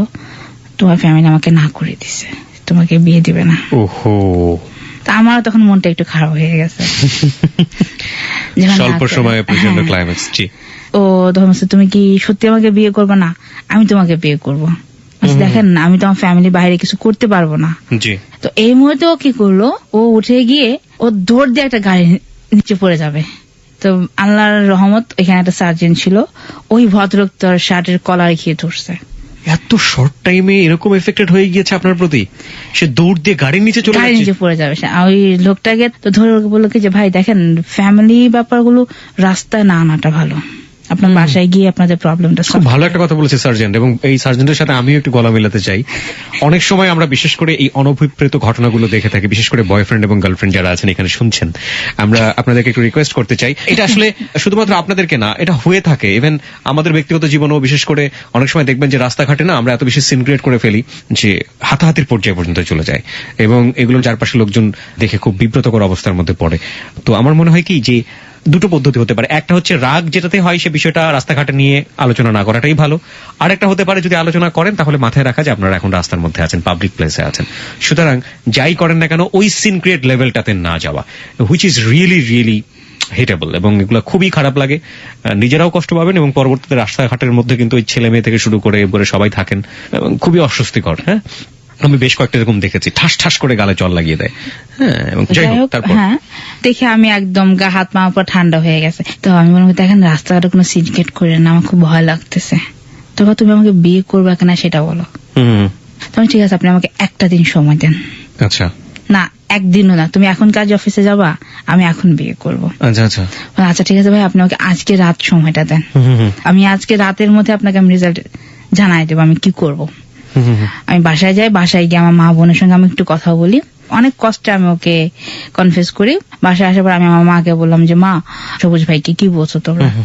তোমার মা বলছে, দেখ তোর নানি রাজি না, মামা রাজি না, আমি তো এখানে কিছু করতে পারবো না। এর মা যেটা প্রথম থেকে বাধা, এটা না হওয়াটাই ভালো। তো আমি বলছি, মা একটা কথা বল, রাগ করে না। কি? আমি দেখো, আমার যদি কপালে সুখ থাকে তোমরা কেউ আটকে রাখতে পারবে না, আর যদি আমার কপালে দুঃখ থাকে তোমরা কিন্তু কেউ আমাকে সুখ দিতে পারবে না, যেটা আল্লাহ না দেয় কপালে। কি ব্যাপার, কি তুই কথা বললি কেন? আমি মা আজকে উনি এই কাজটা করতে গেছে, গায়ের নিচে পড়তে গেছে, আমি কি করব? তো আমার বোনকে বলছে, দেখ ভালো মন্দ নিয়ে মানুষের জীবন, আমি একটা কাজ করি যে কি করবো না আমাকে এটা বলে দাও। তো মা বললো যে, দেখ ঠিক আছে তুই একটা কাজ কর, তুই যদি ভালো মনে ছেলেটা ভালো তাহলে তুই বিয়েটা কর, আচ্ছা, কারণ তোর কপালে যা আছে তাই হবে, তোকে আমি আল্লাহর উপরে ছেড়ে দিচ্ছি। তো যাই হোক, ও রাত 12টা বাজে আমাকে ফোন করছে। ফোন করার পরে আমি বললাম যে আমার মা বোন রাজি হয়েছে, আপনি বিয়ের যে কোনো একটা দিন ঠিক করেন।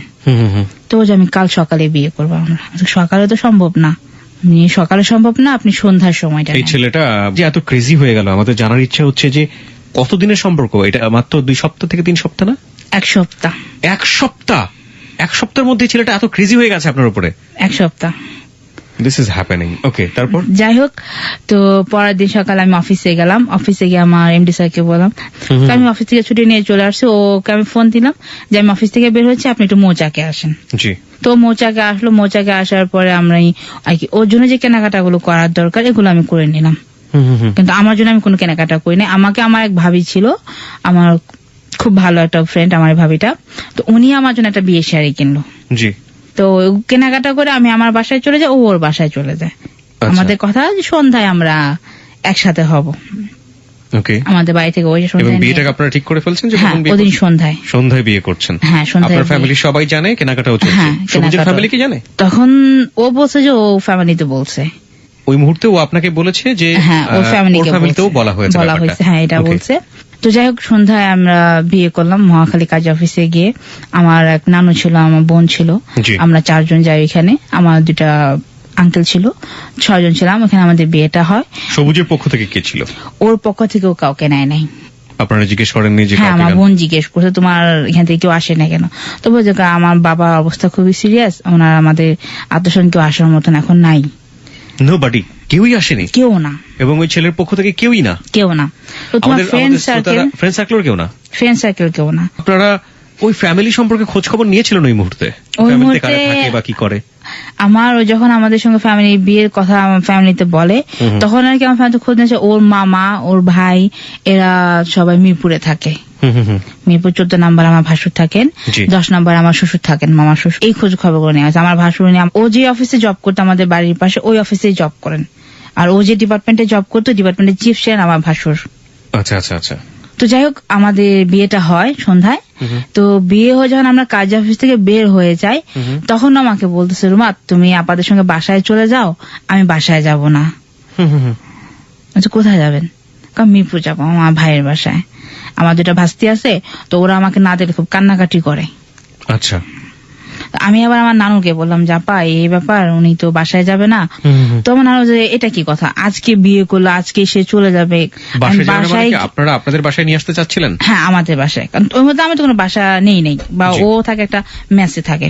আপা বলছে যে আমি বাসায় গিয়ে জবাব দিব কি, যখন তোমার আমাকে জিজ্ঞেস করবে কি রে মেয়ে বিয়ে দিলি, জামাই কই।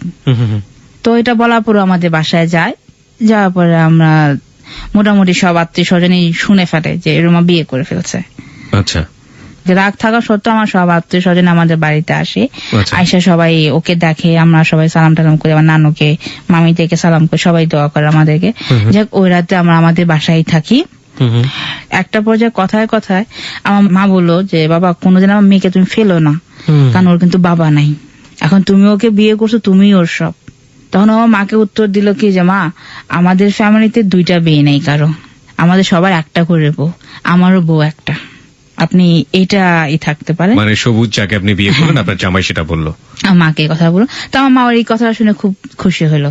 তো যাই হোক, আমাদের বিয়ের দিন থেকে শুরু করে বিয়ের 5 দিন 6 দিন খুব ভালো সময় যাচ্ছে। এর মধ্যে একটা ব্যাপার, যেটা আমি সব সময় চোখে কাজল পরি, খুব মোটা করে টান করে চোখে কাজল পরি। তো বিয়ের 2-3 দিন আমি কাজল পরি নাই। বিয়ের পরে একদিন সকালে আমাকে মুখে থেকে তাকায় আছে। তো বললাম যে কি ব্যাপার, কি দেখতেছো? আপনাদের ওখানে থাকতো ছেলেটা? হ্যাঁ, আমাদের বাসায় থাকতো। তো আমি কি দেখতেছি ভাবে, একটা ব্যাপার যেটা যে তোর মুখে একটা জিনিস নাই। আমার মুখে একটা জিনিস নাই, আমার মুখে এক্সট্রা কি আছে? তুই একটা কাজ কর, তুই আয়নার সামনে দাঁড়া। আমি আয়নার সামনে দাঁড়ানো কি, আমার তো এক্সট্রা কিছু নেই। বিয়ের পর দিন থেকে সে আমাকে তুই করে বলে। আগে কি বলতো আপনি? আগে তুমি বলতো। ওকে, তুই করে কেন বলতো? তুইটা নাকি এটা ওদের দেশের একটা আপন ভাষা। কোন দেশে ছিল? ওদের বাড়ি ছিল ফেনীতে। ফেনীতে? ওকে। তো ওদের এলাকায় নাকি বউকে সবাই তুই বলে ডাকে। হ্যাঁ, তো ইয়া তো আমাকে তুই বলে ডাকতো। আপনার অস্বস্তি লাগতো না? খুব বিরক্ত লাগতো। প্রথম কয়েকদিন খুব ঝগড়া করছি আমি। পরে আমার মামা যে নানুটা ছিল আমাদের বিয়েতে, উনি আর ওনার হাজবেন্ড, আমার নানা ভাই, এরা দুজনে আমাকে বোঝাইছে। আমার নানু যখন বুঝাইছে আমাকে, তো আমি বুঝে নিছি। আমি আর মন খারাপ করি না। তো হয়েছে স্যার, এখানে আমাদের আর বিয়ের পর দিন থেকেই ও খুব তাড়াতাড়ি বাসায় চলে আসতো। আমরা দুজনে একসঙ্গে ঘুরতাম। আমাকে নিয়ে প্রতিদিন রাত্রে বের হতো ঘুরতে। চমৎকার। চল আমরা ঘুরে আসি। তো একটা রিক্সা নিতাম, রিক্সা নিয়ে দেখা যেত যে 2 ঘন্টা 3 ঘন্টা আমরা টোটাল ঢাকা শহরটা ঘুরতাম। মাঝে মধ্যে একটা চার দোকানে থামতাম, রাস্তায় দাঁড়ায় 2 কাপ চা খেতাম, আবার ঘুরতাম, আবার যেতাম ফুচকা, কোথায় ফুচকা গাড়িটা দেখলে ওইখানে আবার দাঁড়াতাম, ওইখানে আবার ফুচকা খেতাম। ওগুলো করতে করতে করতে ঘুরে 2-3 ঘন্টা, রাত্রে 12টা 1টার দিকে দুজন বাসায় ফিরতাম। তো যেটা ওই আয়নার সামনে দাঁড়ানোর পরে ও আমাকে বলছে যে তুমি চোখে কাজল পড়ো না। আমি না, আমি চোখে কাজল পড়ি নাই। দেখ, এই জন্যই তোকে মরা মরা লাগে। এটা আবার কি? হ্যাঁ, তুই চোখে কাজল না পড়লে তোকে মনে হয় যে ওই মরা মরা মানুষগুলো যেমন ওরকম দেখা যায়। তো ও যেটা করতো, ওই দিন থেকে যতদিন আমি ওর কাছে ছিলাম, প্রতিদিন সকালে সে ঘুম থেকে উঠেই কাজল নিয়ে দাঁড়ায় থাকতো আয়নার সামনে। এটা ছিল খুব একটা ভালো ইয়া, কাজল দিয়ে তুমি অন্য কাজ করো। চমৎকার। আমি প্রতিদিন সকালে চোখে কাজল পড়তাম, গোসল করে এসে চোখে কাজল পড়তাম। এখনো কাজল পড়ে আছেন? হ্যাঁ, আমি এখনো কাজলটা পড়ছি। খুব ভালো লাগতো এই দিনগুলো, যে একজন লোক আমার জন্য কাজল নিয়ে দাঁড়ায় থাকে, যেটা আমি কোনো কল্পনা করি নাই। সবার কাছে বলতাম, বিশেষ করে মামিকে বেশি করে বলতাম, কারণ মামির সঙ্গে আমার খুব ফ্রেন্ডলি একটা সম্পর্ক ছিল। তো মামি বলতো, আহারে তোর এই কপাল, এই কপালটা আমাদের নাই। খুব ই করতো আমার সঙ্গে। তো যাক, আমাদের বিয়ের 7ম দিনের কথা এটা। একদিন রাত 12টার দিকে একটা ফোন আসছে। প্রতিদিন রাতে ফোনটা আসতো। ওই ফোনটা যখন আসতো, ফোনটা নিয়ে বাইরে চলে যাইতো এবং কথা শেষ করে নাম্বারটা ডিলিট করে আসে। আমি অতটা মাথায় নিই নাই কখনোই। তো ওদিন রাতে কয়েকবার এই ফোনটা বাজতেছে, আবার অফ হয়ে যাচ্ছে, আবার বাজতে 4-5 বার মাথায় আমি গিয়ে ফোনটা রিসিভ করি, সালাম দেই। সালাম দেওয়ার একটা মেয়ে কথা। তো উনি আপু কে? আমাকে মেয়েটা বলছে যে তুমি কে, এত রাতে ফোনটা ধরছো? সুখের লাগিয়া এ ঘর বাঁধিনু অনলে পুড়িয়া গেল। শুরু হলো সাসপেন্স, দেখা যাক সামনে কোন দিকে যাই আমরা। আমি তো পুরা যেমন কি আমি কে মানে আপনি কে, আমার কথা তুমি আমাকে আগে, এটা তুমি কি, আর এত রাতে এই ঘরে তুমি কেন? তোমার এত রাতে একটা ছেলে ঘরে কে থাকতে পারে? এ বাড়িতে কেউ থাকে না। তুমি তোর বোন না, তুমি কে? আমি ওর বোন না, কিন্তু আমি ওর বউ। ও আমাকে বিয়ে করছে। তোমাকে বিয়ে করছে, ও তো বিয়ে হবে আমার সাথে। ওকে, মেয়েটা সরাসরি আমাকে বলছে। প্রিয় শ্রোতা, একটা জিনিস একটু লক্ষ্য করার মতো, দেখবেন যে একটা ছেলে এক সপ্তাহের মধ্যে একটা মেয়ের জন্য ক্রেজি হয়ে গিয়েছে, রাস্তাঘাটে মরতে গিয়েছে, এবং সেই মেয়েটা তার ফ্যামিলিকে জানিয়ে কোনো না কোনো ভাবেই হোক এই ছেলেটাকে বিয়ে করে ফেলেছে। এবং আমরা কিন্তু এখন আবিষ্কার করতে পারিনি এই ছেলের পার্টটা, বিশেষ করে সবুজের পার্টটা, যে এক সপ্তাহের মধ্যে সে কেন এরকম একটা মেয়েকে ভালো করে বুঝেই না, জানেই না, সেরকম একটা মেয়ের জন্য রাস্তায় চলে গেল মরতে এবং তাকে বিয়ে করতে, শেষ পর্যন্ত মেয়েটাকে বিয়ে করেই ছাড়লো। আমরা ঘটনার প্রাসঙ্গিকতায় এটাও মোটামুটি আবিষ্কার করার চেষ্টা করবো যে আসলে সবুজ কেন এই কাজটি করলো। ওকে, তারপর? তো ওই মেয়েটার সঙ্গে আর কি তখন আমার এক কথা দুই কথা অনেকটা তর্ক বিতর্ক হয়। পরে আমি বলছি, আপা আমি এখন ফোনটা রাখি, সবুজ আসলে ও আপনাকে ফোন করবে, আপনি ওর সঙ্গে কথা বললেন, আমি ফোনটা রেখে দিই। তো ঘরে আসা বলছে যে তুমি কার সঙ্গে কথা বলছিস? তোমার একটা ফোন আসছিল হাসিনা আপাকে, তুমি একটু ওনাকে ফোন দাও। জি। তুই ফোনটা ধরছিস? আমি হ্যাঁ ফোনটা আমি ধরছি। আমি বলছি তুমি ওয়াশরুমে আসো, তুমি এসে ফোন করবা তাকে। তার কিছু বলিস নাই? না আমি আর কিছু বলি নাই। আমাকে জিজ্ঞেস আমি কে? আমি সবুজের ওয়াইফ, এই কথা আমি তাকে বলছি। তো যাই হোক, ও মেয়েটাকে ফোন দিল, ফোন দিয়ে সে বাহিরে চলে যাবে ফোনটা নিয়ে। বাইরে যাও, তাকে তুমি ঘরে বসে কথা বলো। তো মেয়েটাকে ও ফোন দিল, ফোন দিয়ে আর কি ও আপনি করে বলতেছে। তো ওর ফোনে স্পিকারটা একটু ভলিউমটা দেওয়া ছিল অনেক বেশি। তো ওরা যে ওই মেয়েটা যে ওকে যে খুব গালমন্দ করতেছে, তুই বললে ই করতেছে, এটা আমি শুনতেছি। আমি ওকে বললাম তুমি ফোনটা একটু আউট স্পিকার দাও তো, আমার কথাগুলো শুনি। তো ও ফোনটা আউট স্পিকার দিল না। আমি কি করলাম, ওর হাত থেকে ফোনটা নিয়ে আউট স্পিকার দিয়ে দিলাম। তো সেটা ওকে বলতেছে যে তুই আমার সঙ্গে চিটারি করলি কেন? তুই আমাকে বলি বিয়ে করবি, আমার ফ্যামিলির কাছে তুই বললি তুই আমাকে বিয়ে করবি, তুই আমাকে বিয়ে না আরেকটা মেয়েকে তুই কেন বিয়ে করলি? কালকে সকালে আমার মামা যাবে তোর অফিসে, আমার মামা গিয়ে তোর সঙ্গে কথা বলবে, তোকে যা কিছু আমার মামা করবে। ও বললো কি, ওই মেয়েটাকে বলছে আচ্ছা আপা আমি এখন রাখতেছি, আমি সকাল অফিসে গিয়ে আপনাকে ফোন করবো। এটা বলে ফোনটা রেখে দিয়েছে। রেখে দিয়ে আমাকে বলছে কি ব্যাপার, তুই এই ফোনটা ধরলি কেন? আমি ফোনটা বারবার বাজতেছে, তুমি নাই এই জন্য আমি ফোনটা ধরছি, আমার কোনো অন্যায় তো নাই। তো আমাকে বলছে ফোনটা বাজবে, তুই ধরলি কেন? আমি ফোনটা বাজবে ধরলি কেন? আমি তো তোমাকে বলে দিয়েছি যে ফোনটা আমি কেন ধরছি। তো এক কথা দুই কথা ওর সঙ্গে আমার খুব একটু কথা কাটাকাটি হয়। এক পর্যায়ে ও কি করলো, ও আমাকে ধাক্কা দিয়ে খাটে ফেলে দিল। ওকে। ওর পরনে যে বেল্ট ছিল, বেল্টটা খুলে নিয়ে আমার গায়ের মধ্যে কতগুলো বাড়ি দিয়ে দিল। তোর জন্য আমাকে কালকে সকাল অফিস থেকে অপমান হওয়া লাগবে, তুই ফোনটা কেন ধরলি? অফিসে কি ছিল মেয়েটার? ওই অফিসের উপরে আর একটা অফিস ছিল, ওই অফিসের ডাইরেক্টর ছিল মেয়েটার মামা। আচ্ছা, তো ও যে অফিসে কাজটা করতো সেই অফিসের সাথে উপরের অফিসের কোন রিলেশন ছিল? হ্যাঁ, রিলেশন ছিল। ওকে, রিলেশন ছিল। ওই মেয়েটা ওই মামার কাছে যেত, তো ইয়াতে আগে ওদের কোনো না কোনো ভাবে পরিচয় হয়েছে এটা আর কি। ওকে। তো যাই হোক, আমি তো জীবনে কোনোদিন মার খাই নাই। বিয়ের কতদিন পর এটা? বিয়ের 7 দিন। বিয়ের 7 দিন পরে আপনার সাথে এই ধরনের ব্যবহার, এবং আপনাদের বাড়িতে? আমাদের বাড়িতে। তো আমি আর কি রাত্রে ওর সঙ্গে আর শুবো না, তাই বলছি আমার বোনের সঙ্গে গিয়ে আমি শুবো, আমার বোনের কাছে। আমি তুমি এখানে থাকো, আমি ওই রুমে গিয়ে আমি আপার সঙ্গে ঘুমাবো। এই কথা বলে আমি ঘর থেকে বের হয়ে আমার গেটের সামনে যখন যাই, ও আমার চুলে ধরে আমাকে টেনে নিয়ে আসলো ঘরে, এনে ধাক্কা দিয়ে আমাকে খাটে আবার ফেলে দিল। সবার মধ্যে এরকম করছে? রাত্রে তখন প্রায় 1:30 বাজে। তাহলে তো সবাই জানার কথা, কারণ আপনাদের মধ্যে ধস্তাধস্তি হচ্ছে। আমি কোনো শব্দ করতেছি না, কারণ আমার ফ্যামিলিতে যদি কেউ জানে যে এই একটা ব্যাপার, পুরো ফ্যামিলিতে আগুন ছড়ে যাবে। আবার খাটে ধাক্কা দিয়ে ফেলে দিয়ে আমার ঘরের এক সাইডে ছাতা ছিল আমার ছোট একটা, ওই ছাতা দিয়ে আমাকে কয়েকটা বাড়ি দিল। বাড়ি দেওয়ার পর আমি আর আমার ঘর থেকে বের হয়ে যাই নাই। আমি সারাটা রাত্র আমি কান্না করছি, রাতে আর ঘুমাই নাই। ও কি করলো? ও ঘুমাই গেছে। আচ্ছা, এই 7 দিনে আপনারা কি ওর ফ্যামিলির সাথে যোগাযোগ করার চেষ্টা করেছেন? হ্যাঁ, আমার নানু আমার মা কয়েকবারে বলছে তোমার মা বাবাকে ফোন করো। ওর বাবা আবার ব্রেন স্ট্রোক করে প্যারালাইসিস ছিল, কোনো কথা বলতে পারতো না। তো ওই মুহূর্তে উনি খুব অসুস্থ ছিল। তো মা দেখেন আমার বাবার অবস্থা খুবই সিরিয়াস, আমি যখন এই খবরটা নিয়ে কথা বলবো যে ওরকম কোনো পরিবেশ আমার বাড়িতে নাই, আপনি আমাকে কয়েকটা দিন সময় দেন, এটা বলে নিছে আমাদের ফ্যামিলিতে। পরের দিন সকালে আমি আমার নানা বাড়িতে যাই নাস্তা করার জন্য। আমাদের বাড়ি সবাই আমরা আবার একটা সকালে যে খাবারটা আমরা সবাই একসঙ্গে বসে খাই। আমি এখানে খেতে গেছি, আমার নানু দেখলো যে আমার গায়ে জ্বর। নানু মা তুই একটা কাজ কর মা, তুই একটু গোসলটা করে মাথায় একটু পানি দিয়ে তারপর দিয়ে চাটা খা। আমি যখন গোসল করে কাপড় চেঞ্জ করতে যাই, আমার মামি ফলো করছে যে আমার পিঠে অনেকগুলো কালো কালো দাগ। তো মামি বলছে রুমা তোমার পিঠে দাগ কিসে? আমি বলছি, কই মামি কোন দাগ তো নাই। আমি দেখছি তোমার পিঠে দাগ, তুমি দাগ নাই, দাগ কিসের এগুলো? তো আমি বলছি, না মামি কোনো দাগ নেই। না মামি দাগ নাই বলে আমি কাপড় পরে ফেলছি। তো মামি আমার নানিকে বলতেছে, মা আপনি দেখান তোর পিঠে দাগ কিসের, পিঠে দাগ বেল্ট দিয়ে পিটিয়েছে সেটা না? হ্যাঁ, নানু দেখলো যে ওই যেই বাড়িটা একটু জোরে পড়ছে ওই বাড়িটা কেটে পেকে গেছে, সাদা হয়ে গেছে। তো নানি বলছে এটা তো বেল্টের বাড়ি, তোকে কে পিটেছে বেল্ট দিয়ে? তো তখন আর আমি কান্নাও আটকে রাখতে পারি না, নানি তো আমি কেঁদে ফেলছি ওই জায়গায়। নানিকে বললাম, মামিকে বললাম যে এই ঘটনা, ও কাকাটা আমাকে ভাবে মারছে। আমার নানু তো পুরো আগুন হয়ে গেছে, আমার মামার সবাই খেপে গেছে ওর উপরে। আমার মা নানু সবাই ওকে রাতে ডাক দিল আমাদের বাসায়।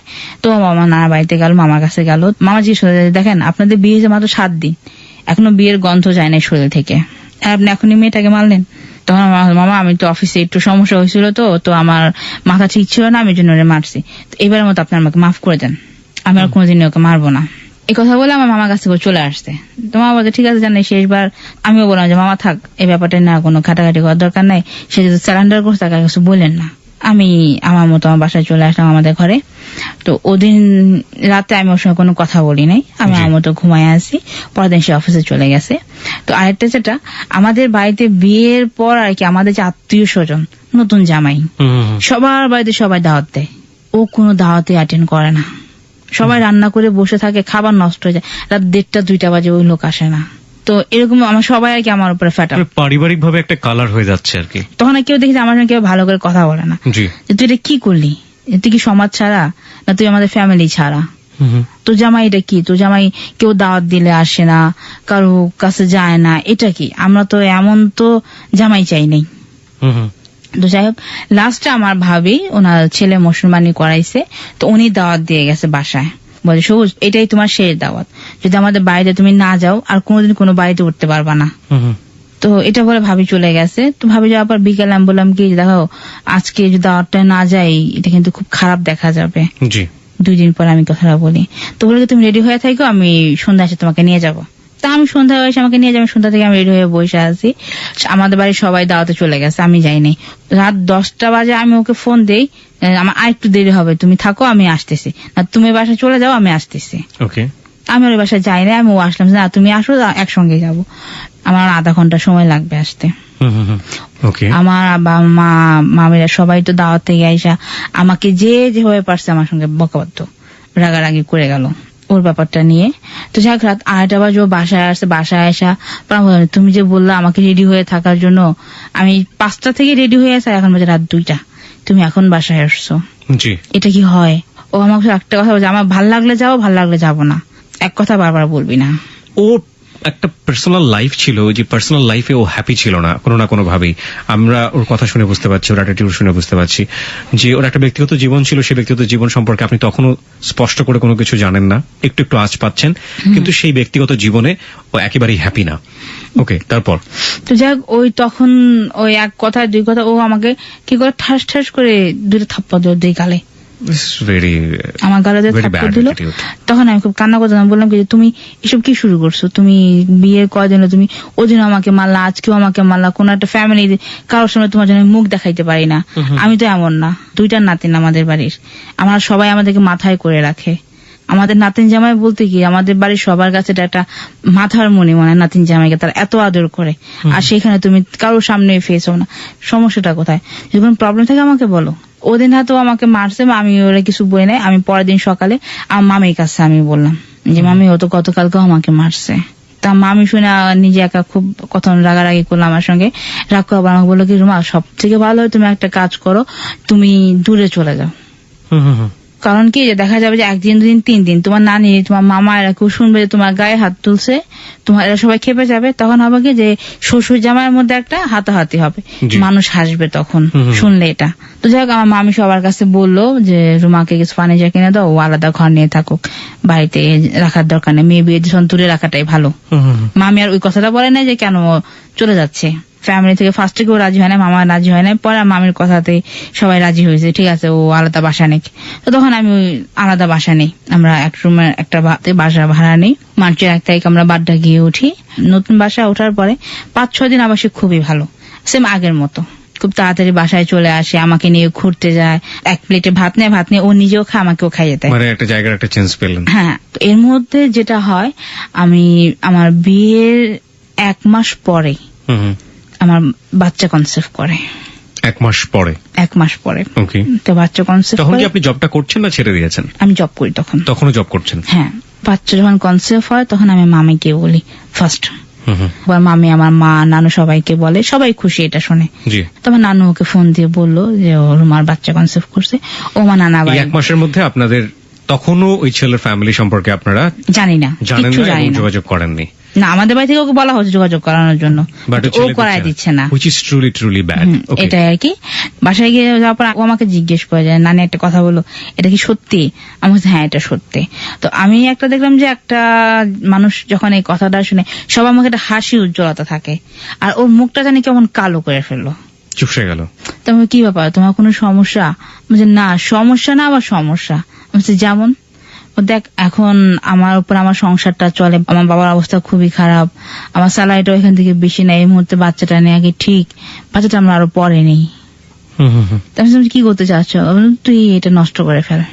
আমি তো মনে হয় আমার মাথায় আকাশ ভেঙে পড়ছে, এটা কি বলে সে আমাকে। প্রবলেমটা তো আসলে কোনো জায়গায় ছিল না আপনাদের, আপনি জব করেন সেও জব করেন, আপনারা দুজনেই সচ্ছল। তো যাক আমি আমার ফ্যামিলিতে বললাম, আমার নানু পরের দিন ওকে ঢাকায় নিয়ে গেল আমাদের বাড়িতে। তো একই ভাবে আমার মা আমার নানিকে সে বুঝাইতেছে। তো আমার নানি বলে দেখ তোর যদি বাচ্চা পালতে সমস্যাই হয় তা তুই একটা কাজ করে বাচ্চা ডেলিভারি হওয়ার পরে আমাদেরকে দিয়ে দিস, আমরা ওকে লালন পালন করে যখন বড় হবে তখন আমি তোর হাতে দিয়ে দেবো। রাইট। কিন্তু বাচ্চা নষ্ট করা যাবে না, আর এটা ওর প্রথম বাচ্চা, এটা তো অসম্ভব। তোমার নানি মামি আমাকে বলছে খবরদার কোনোভাবে যেন আমরা না শুনে তুমি বাচ্চা নষ্ট করছো, তাহলে কিন্তু ফ্যামিলি থেকে একদম বের হয়ে যাবা তুমি, এই কাজটা করো। তা আমি তো আমার জায়গায় অনর, যেহেতু আমার সাপোর্টে আছে আমার ফ্যামিলি। তো যাই হোক, তার আগের দিন আমি একটু বৃষ্টিতে ভিজছি, তো বৃষ্টিতে ভিজলে আমার একটু জ্বর আসে, জ্বর নিয়ে আমাদের বাড়িতে যাই। মা বলতেছে থাকার জন্য, তো বলছে মা থাকার দরকার নেই, ও তো শরীরটাও ভালো না, তো আমরা আজকে চলে যাই, আমরা অন্য একদিন এসে থাকবো। এই কথা বলে আমাকে নিয়ে আসলো, আর আমরা বাসায় গেলাম। বাসায় যাওয়ার পর আমাকে ঘরে রেখে বললো কি তুমি ঘরে বস, আমি তোর জন্য ওষুধ নিয়ে আসি। আমি ঘরে শুয়ে আসি, ও ওষুধ নিয়ে আসলো, দুধ পাউরুটি নিয়ে আসলো, ও নিজের হাতে দুধটা গরম করলো, দুধটা গরম করে আমাকে দুধ আর রুটি খাওয়া দিলো। তো আমি গরম পানি খাই না, গরম পানিতে আমার অ্যালার্জি হয়। তো আমাকে গরম পানিতে বলছে যে পানিটা খা আর ওষুধটা খা। আমি তো গরম পানি খাই না, আমাকে ঠান্ডা পানি তো না, ঠান্ডা পানি না, ডাক্তার বলছে তো ঠান্ডা জ্বর, তো গরম পানিতে ওষুধটা খাওয়া লাগবে। প্রিয় শ্রোতা, আমরা নেই। তো রাতে যখন সে বাসায় আসছে, বাসায় দেখতাম মুখটা একটু অন্যরকম। তো আমি কি ভাবো শরীর কি অসুস্থ, কিছু হয়েছে? আমাকে কিছু বলে নাই। ফ্রেশ হয়ে আসার পরে ঘরের মধ্যে বসে আছে, কিছু হয়েছে তোমার? হলে আমাকে বলো কি হয়েছে। তো বললো কি যে তোরে বিয়ে করে আমি সব থেকে বড় ভুল করছি। এটা কেমন কথা? আমি তো তোমাকে ইচ্ছে করে বিয়ে করি নাই, এই বিয়েটা তো তোমার জন্য হয়েছে, আর তুমি যে কি করে বিয়েটা করছো তুমি তো জানো সেটা, আর আমি তো আমার ফ্যামিলির কথা বলেই নিচ্ছি তোমাকে, এখন এগুলো কেন? তো এক পর্যায়ে যাক, ও আমাকে অনেক খোঁটা দিল, আমার এখানে বিয়ে করে ও কোনো কিছু পায় নাই, ও সব থেকে বঞ্চিত হয়ে গেছে, ওর কোনো সকাল রাত পূরণ হয় না। তো রাতে আমি কাঁদতে কাঁদতে আমি শুয়ে পড়ছি, যে এত কিছু বললো, তো আমার কাছে খুব খারাপ লাগছে। তো পরের দিন সকালে যেটা, ওর হাতের একটা ঘড়ি ছিল, তো ঘড়ির বেল্ট ছিঁড়ে গেছে, এটা আমি জানি না যে ওর ঘড়ির বেল্ট ছেঁড়া। তো অফিসে যাওয়ার সময় বলতেছে যে এমনই একটা ফকিন্নিকে বিয়ে করলাম যে আজ পর্যন্ত আমাকে একটা ঘড়ি কিনে দিতে পারলো না, এভাবে বলতেছে। আমার কাছে খুব খারাপ লাগছে। তুমি তো আমাকে কোনোদিন বলো না যে তোমার ঘড়ির বেল্ট ছিঁড়ে গেছে বা তোমার একটা ঘড়ি লাগবে, আমাকে বললে তো আমি দিতে পারি, আমার ফ্যামিলিও তো লাগে না, আমি দিতে পারি তোমাকে। তো যাই হোক, ওই দিন আর ও আমার সঙ্গে কি কথা বাড়াবাড়ি করে ও একা একাই চলে গেল। যাওয়ার সময় আমাকে বলেও না যে আমি চলে যাচ্ছি, ওনারা দিন আমাকে বলে যায়। আমি আমার মাকে ফোন দিলাম, মামাকে ফোন দিয়ে বললাম যে একটা ঘড়ি কিনে তোমরা নিয়ে আসো, ওর হাতে ঘড়িটা ছিঁড়ে গেছে। তো পরের দিন আমার মামা একটা ঘড়ি কিনে নিয়ে আসছে রাতে, দেখো ঘরে শুয়ে আছে। তো মামা এসে কথায় কথায় পর এক পর্যায়ে ওকে ঘড়িটা দিল, বলছে আমার ঘড়িটা নেন, ঘড়িটা আপনি পরেন। না না আমার ঘড়ি লাগবে না, আমার ঘড়ি আছে, আমি ঘড়ি বেশি একটা পরি না, আমার ঘড়ি পকেটেই থাকে। তোমার সঙ্গে না আপনার ঘড়ি আমি শখ করে আপনাকে দিচ্ছি, আপনি এটা পরেন। সে রাখবে না, দিয়েই দিবে। তেমন সমস্যাটা কি, মামা দিচ্ছে ঘড়িটা রাখো, না পড়ো ঘরে রাইখা দাও। তো ঘড়িটা রাইখা দিছে ও, তখন বলার পরে তো আমার মা যখন চলে গেল, যাওয়ার পর সে আমাকে বলতেছে যে গতকালকে তোরে আমি ঘড়ির জন্য খোঁটা দিছি, তুই তো মামার কাছে বলছিস তাই না? আচ্ছা, তোর মারে দে মামায় দে আমাকে ছোট করাই দি, দরকারটা কি ছিল? তা তো আমি ছোট করাইছি, একটা ঘড়ি তোমাকে দিয়ে গেছে, ছোট হওয়া তো না। এক কথা দুই কথা এই ঘড়ি দেওয়াটা নিয়ে সেই তর্ক করতে করতে আমাকে আবার সে পিটানো শুরু করলো। মানে প্রচুর পরিমাণে গায়ে হাত তুলতো। তো ওই দিনও আমি আর সঙ্গে কোনো কথা বাড়াবাড়ি করি নাই। পরের দিন আমি আমার মতো অফিসে চলে গেছে, ওর মতো অফিসে চলে গেছে, ও আর বাসায় আসে নাই ওই দিন। ওকে। একটানা 4 দিন পার হয়ে গেছে বাসায় আসে না। তো ওর এক কলিগ ছিল টনি দাদাকে আমি ফোন করলাম, দাদা আপনার ফ্রেন্ড তো বাসায় আসে না, 3-4 দিন হয়ে গেছে, আপনি কিছু জানেন? তো পরে উনি বললো যে রুমা ওর তো মা আসছে বাড়ি থেকে, আমি শুনলাম হয়তো বা ওইখানে যায়। তাই ঠিক আছে, ও মা যেটা আমাকে বলতে পারতো যে আমার মা আসছে, এ বাসায় আনবো না, ঘরে পড়বে, যেটা মা কষ্ট পাবে, এই জন্য আমি বড় ভাইয়ের বাসায় রাখছি। যাক, ও আমার কাছে কোনো কিছু না বলে ও গিয়ে ওর মার কাছে থাকে। এর মধ্যে আরেকটা ব্যাপার, এটা ছিল আপনার এপ্রিল শেষ হয়ে গিয়ে মে মাসের ইয়েতে। তো ওই সময়টাতে যেটা হয় যে তখন আমার সেকেন্ড বেবিটা কনসেভ করে। এর মাঝখানেও আপনি একবারও যোগাযোগ করেননি ওর বাড়ির সঙ্গে? আমি মোবাইল থেকে নাম্বার নিয়ে চুরি করে ফোন। ও চাইতো না আপনি একেবারে যোগাযোগ না, করেন? ও চাইতো না। আর ও কি করতো, ফোনটা আমাকে ধরতে, ও যে বাসায় আছে ফোনটা যে কোথায় রাখতো আল্লাহ জানে, একদম হাওয়া। ওর ফোনে কোনো রিংটোন ছিল না, কোনো ভাইব্রেশন ছিল না, কোনো কিছু ছিল না। ও যে ফোন কোথায় রাখতো, আপনার সন্দেহ ঘনীভূত হতো না? প্রচুর সন্দেহ করতাম, আমি ফ্যামিলিকেও বলছি। এবং এগুলোর জন্য আপনার মেজাজ খারাপ থাকতো না? খিটখিটে হতো না? খিটখিটে মানে প্রচন্ড খিটখিটে হতো, এগুলো নিয়ে আমাদের বাধাবাধি হতো। কিন্তু আমার একটাই যেটা কি, আমি কাউকে বুঝতে দিতাম না।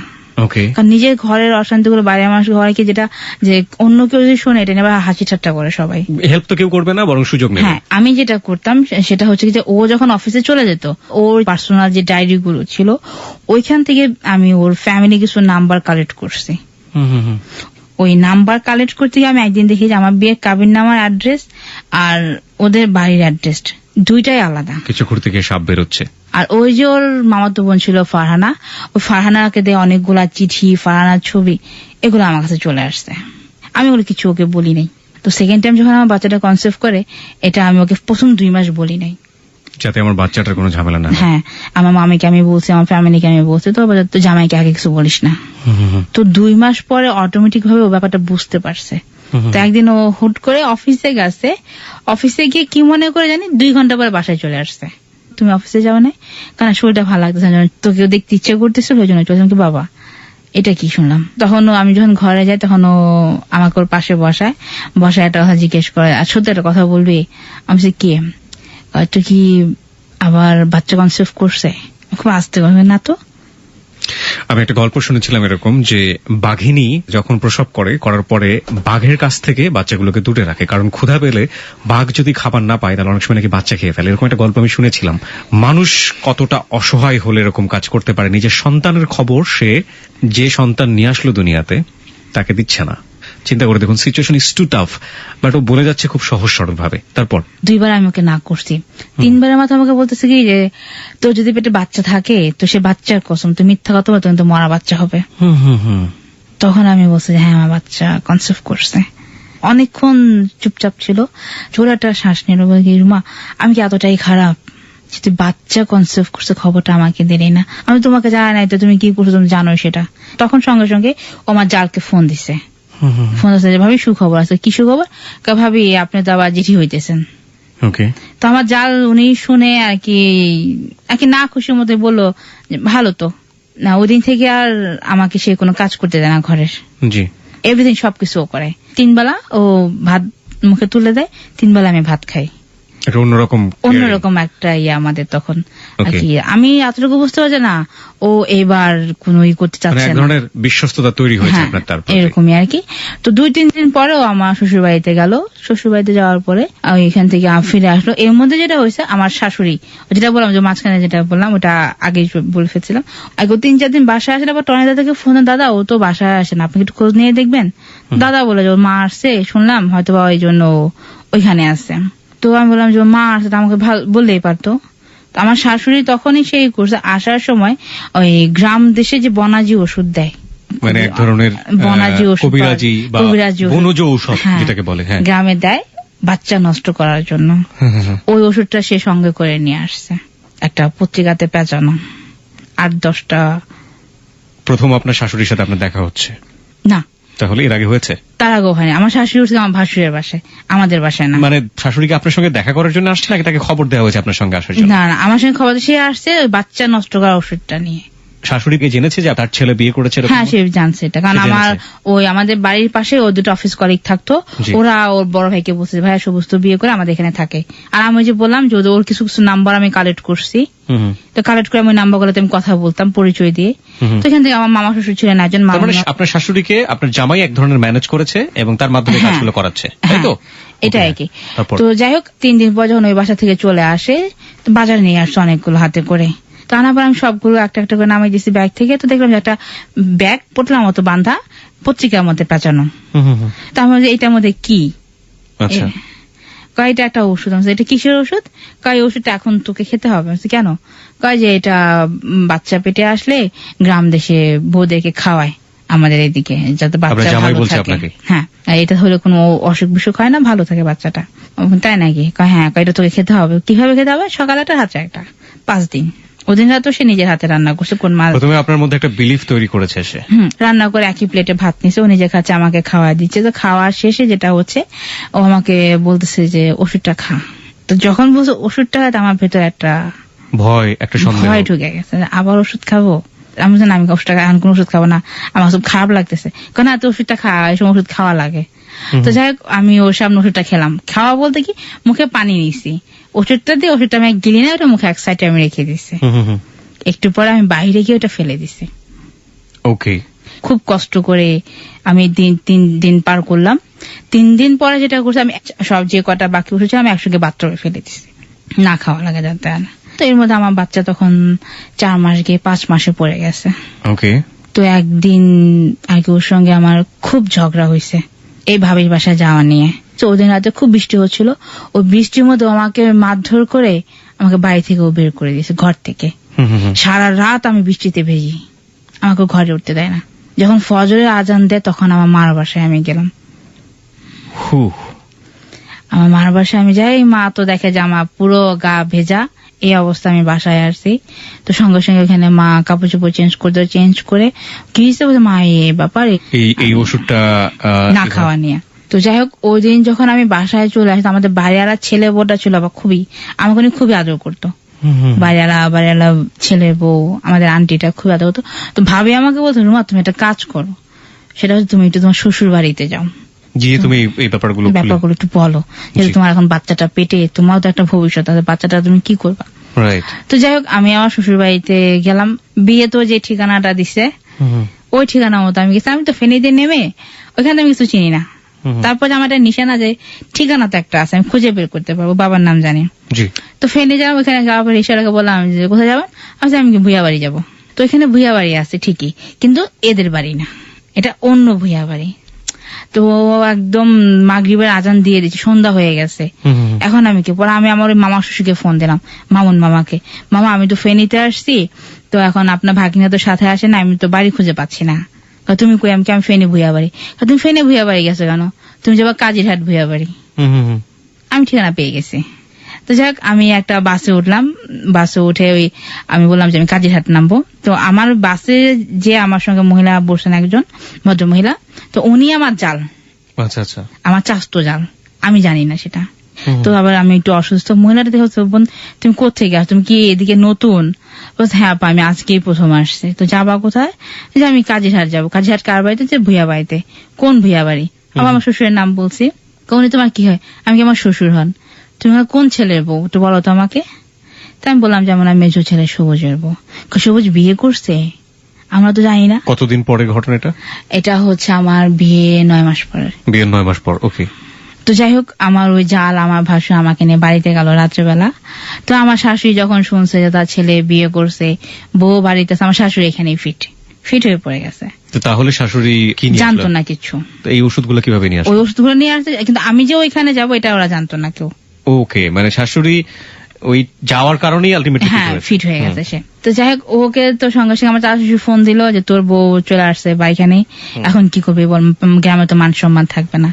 তখন থেকে ও আমাকে ফোন দিচ্ছে, তুই এখন ঢাকায়, তো যা কিছু করা তুই ঢাকাতে কর, কিন্তু তুই গ্রামে কিছু করিস না। বলছে না তোমার এইসব অত্যাচার আমি সহ্য করতে পারবো না। তো তোমার ফ্যামিলি আমাকে একটা সিদ্ধান্ত দিচ্ছে, আমি কি করব। প্রায় 1:30-2টা পর্যন্ত ওই বাড়িতে মহরম চললো আমাকে নিয়ে। উনি আমাকে বাসায় থাকতেই দিবে না। লাস্ট পর্যায়ে আমার চাচা শ্বশুর ছিলেন আমাদের বাড়ির পাশে একজন, তো ওনার বাসায় আমি থাকলাম। তখনও আপনি কনসেপ্ট করা 4 মাস হ্যাঁ, চলছে? 4 মাস চলছে আমার। তো এই অবস্থায় আমি ছিলাম এক রাত। তো থাকার পরে পরের দিন সকালে ও আমাকে ফোন দিয়ে খুব মাপ চাইতেছে আমার কাছে, যে দেখ আমি তোর কাছে মাপ চাই, আমি নিজে তোকে নিয়ে যাবো আমাদের বাড়িতে, তুই একা চাস না, আমি নিয়ে যাব, তুই তখন যা। তখন আপনি যান নাই শ্বশুর বাড়িতে? বাড়িতেই আমি।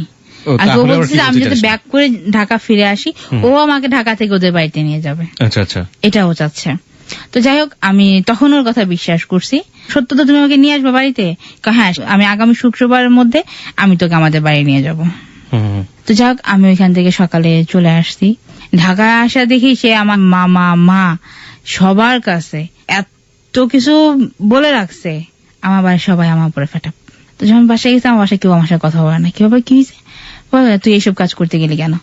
কেন করছো তোমাকে জিজ্ঞেস করো, ও এই কাজগুলো করছে তারপর আমি কাজটা করছি। কয় না, ও তোমাকে এগুলো কিছু বলে নাই, ও তো বলছে তুই নাকি ওর সঙ্গে রাগারাগি করে তুই চলে গেছিস ওদের বাড়িতে। আমি বলছি না মা, রাগারাগি করে জানি, ও আমাকে মারছে তারপর আমি গেছি। এবং এই জন্যই কখনোই একপাক্ষিক ভাবে কোনো কিছু শুনে কোনো মতামত দেওয়াটা একেবারেই অন্যায়। সেটা অফিসিয়ালি হোক, পার্সোনালি হোক, বা যে কোনো জায়গাতেই হোক না কেন, কেউ যদি আপনার কাছে কোনো কিছু সে বলে, সে বন্ধু হলেও যার বিরুদ্ধে বলছে তার কথা না শোনা পর্যন্ত কোনো ধরনের মন্তব্য করা একেবারেই উচিত না। হ্যাঁ, তারপর ওদিন রাত্রেও আমাকে এসে বাসা থেকে নিয়ে গেল। তো রাতের বেলা যেটা হলো, ওদের বাড়িতে যাওয়া নিয়ে কথা কাটাকাটি। আমি একা কেন বাড়িতে গেলাম, তুই কার কাছে জিজ্ঞেস করে বাড়িতে গেছিস, তুই কি আমাকে জিজ্ঞেস করছিলি? আমি, তুমি যে ভুল ঠিকানা দিছো এটার উত্তর আগে আমাকে দাও। তুমি কাবিনে আমায় কেন ভুল ঠিকানা দিতে গেলা? তোমার উদ্দেশ্যটা কি? ও আমার ওই কথা কোনো উত্তর না, তুই আমাকে আগে উত্তর দে, বাড়িতে গেলি কেন? আমার কথাগুলো বলেই তো আমাকে মারা শুরু করছে। তো তখন আমি ওকে একটা কথা, সবুজ আমাকে তুমি আর মাইরো না, কারণ আমার এই একটা অবস্থায় তোমার এই মারার যে এটা আমি নিতে পারতেছি না, আমার খুব কষ্ট হয় এখন। এক পর্যায়ে আমি ওর পায়ে ধরে খুব কান্না করলাম, দেখো তুমি আর যাই কিছু করো, তুমি আমাকে মাইরো না এভাবে, আমি এখন আর সহ্য করতে পারতেছি না। তো আমাদের বাড়ি এলি আন্টি উনি এটা শুনছে, থাপ্পড় দিচ্ছে, থাপ্পড় সাউন্ডটা শোনা যাচ্ছে। তো আন্টি শুনে ঘরে আসছে, কি ব্যাপার, তুমি কি শুরু করছো? এই মেয়েটার এই একটা অবস্থা, তোমাকে এভাবে মারো? এটা পশুও তো মনে হয় যে এভাবে এরকম আচরণ করে না। যে তুমি এটাকে না রাখো, ওর ফ্যামিলিকে ডাক দাও, ওর ফ্যামিলি এসে ওকে নিয়ে যাক। আর ওর একটা কিছু হয়ে গেলে তখন তো পুলিশ আমাকে এসে আগে ধরবে, কারণ আমার বাসায় তোমার ভাড়া থাকো। তো ঠিক আছে আন্টি, আমি ওকে মারধর করবো না, আমাদের আর কোনো কিছু হবে না, আপনি শুনবেন না। তো এটা পর আন্টি চলে গেছে। চলে যাওয়ার পর পরের দিন সকালে অফিসে গেছে। তো বাসায় আসার পর আমি খাটে শুয়ে আছি, ও হাত মুখ ধুল বা পান খেত। তো খাটে বসে বসে পান খাইতেছে, আমি ওর পায়ের কাছে বসা। তো কথা বলছে, কি করবি? আমি কি করবো? বাচ্চা তো নিলি, কিভাবে চালাবি, কিভাবে? কেন, তুমি চাকরি করো, আমি চাকরি করি, বাচ্চা তো সুন্দরভাবে মানুষ করতে পারবো। একটা কাজ কর, আমি তোকে 10,000 টাকা দিই, তুই কোনো মেডিকেলে গিয়ে কথা বল। মেডিকেলে গিয়ে কথা বল? কি কথা? বাচ্চা নষ্ট করার জন্য। তো ওই মুহূর্তে আমি ওকে না করি, সম্ভব না, আমি বাচ্চাটা নষ্ট করবো না, আর তুমি যদি না রাখতে পারো তাহলে আমি বাবা বাড়ি চলে যাই। তো এক কথা দুই কথা ওর সঙ্গে আমার খুব তর্ক হয়। তর্ক হওয়ার পরে যেটা, আমি বসা ছিলাম খাটের এক কর্নারটাতে, ও খুব জোরে একটা লাথি দেয় আমাকে। জোরে একটা লাথি দিল? জোরে একটা লাথি দেয়, লাথিটা গিয়ে লাগে আমার পেটের এক সাইডে গিয়ে, আমার নিচের সাইডটাতে। আমি আমার খাট থেকে ছিটকে গিয়ে আমার ঘরের দরজার কাছে গিয়ে পড়ি। মাই গড। তো আমার পায়ে নাড়া লেগে আমার ঘরে লোহার যে সেলফটা ছিল ওইটা আমার গায়ের উপরে পড়ে, পেটের উপরে পড়ে। আমি ওই পর্যন্ত বলতে পারবো, তারপর আমি কিছু বলতে পারবো না। যখন আমার সেন্স চলে আসে, এর মধ্যে আমার যে বাইরে আন্টি ছিল উনি আমাকে নাকি মেরেই চলে গেছে, ও ঘরে ছিল না। আমার প্রচন্ড ব্লিডিং হচ্ছিল। আমার বাইরে আন্টি আমার মাকে ফোন করার পরে আমার মা বোন এসে দেখে যে আমার এই অবস্থা। ওনারা আমাকে বাসায় নিয়ে যায়।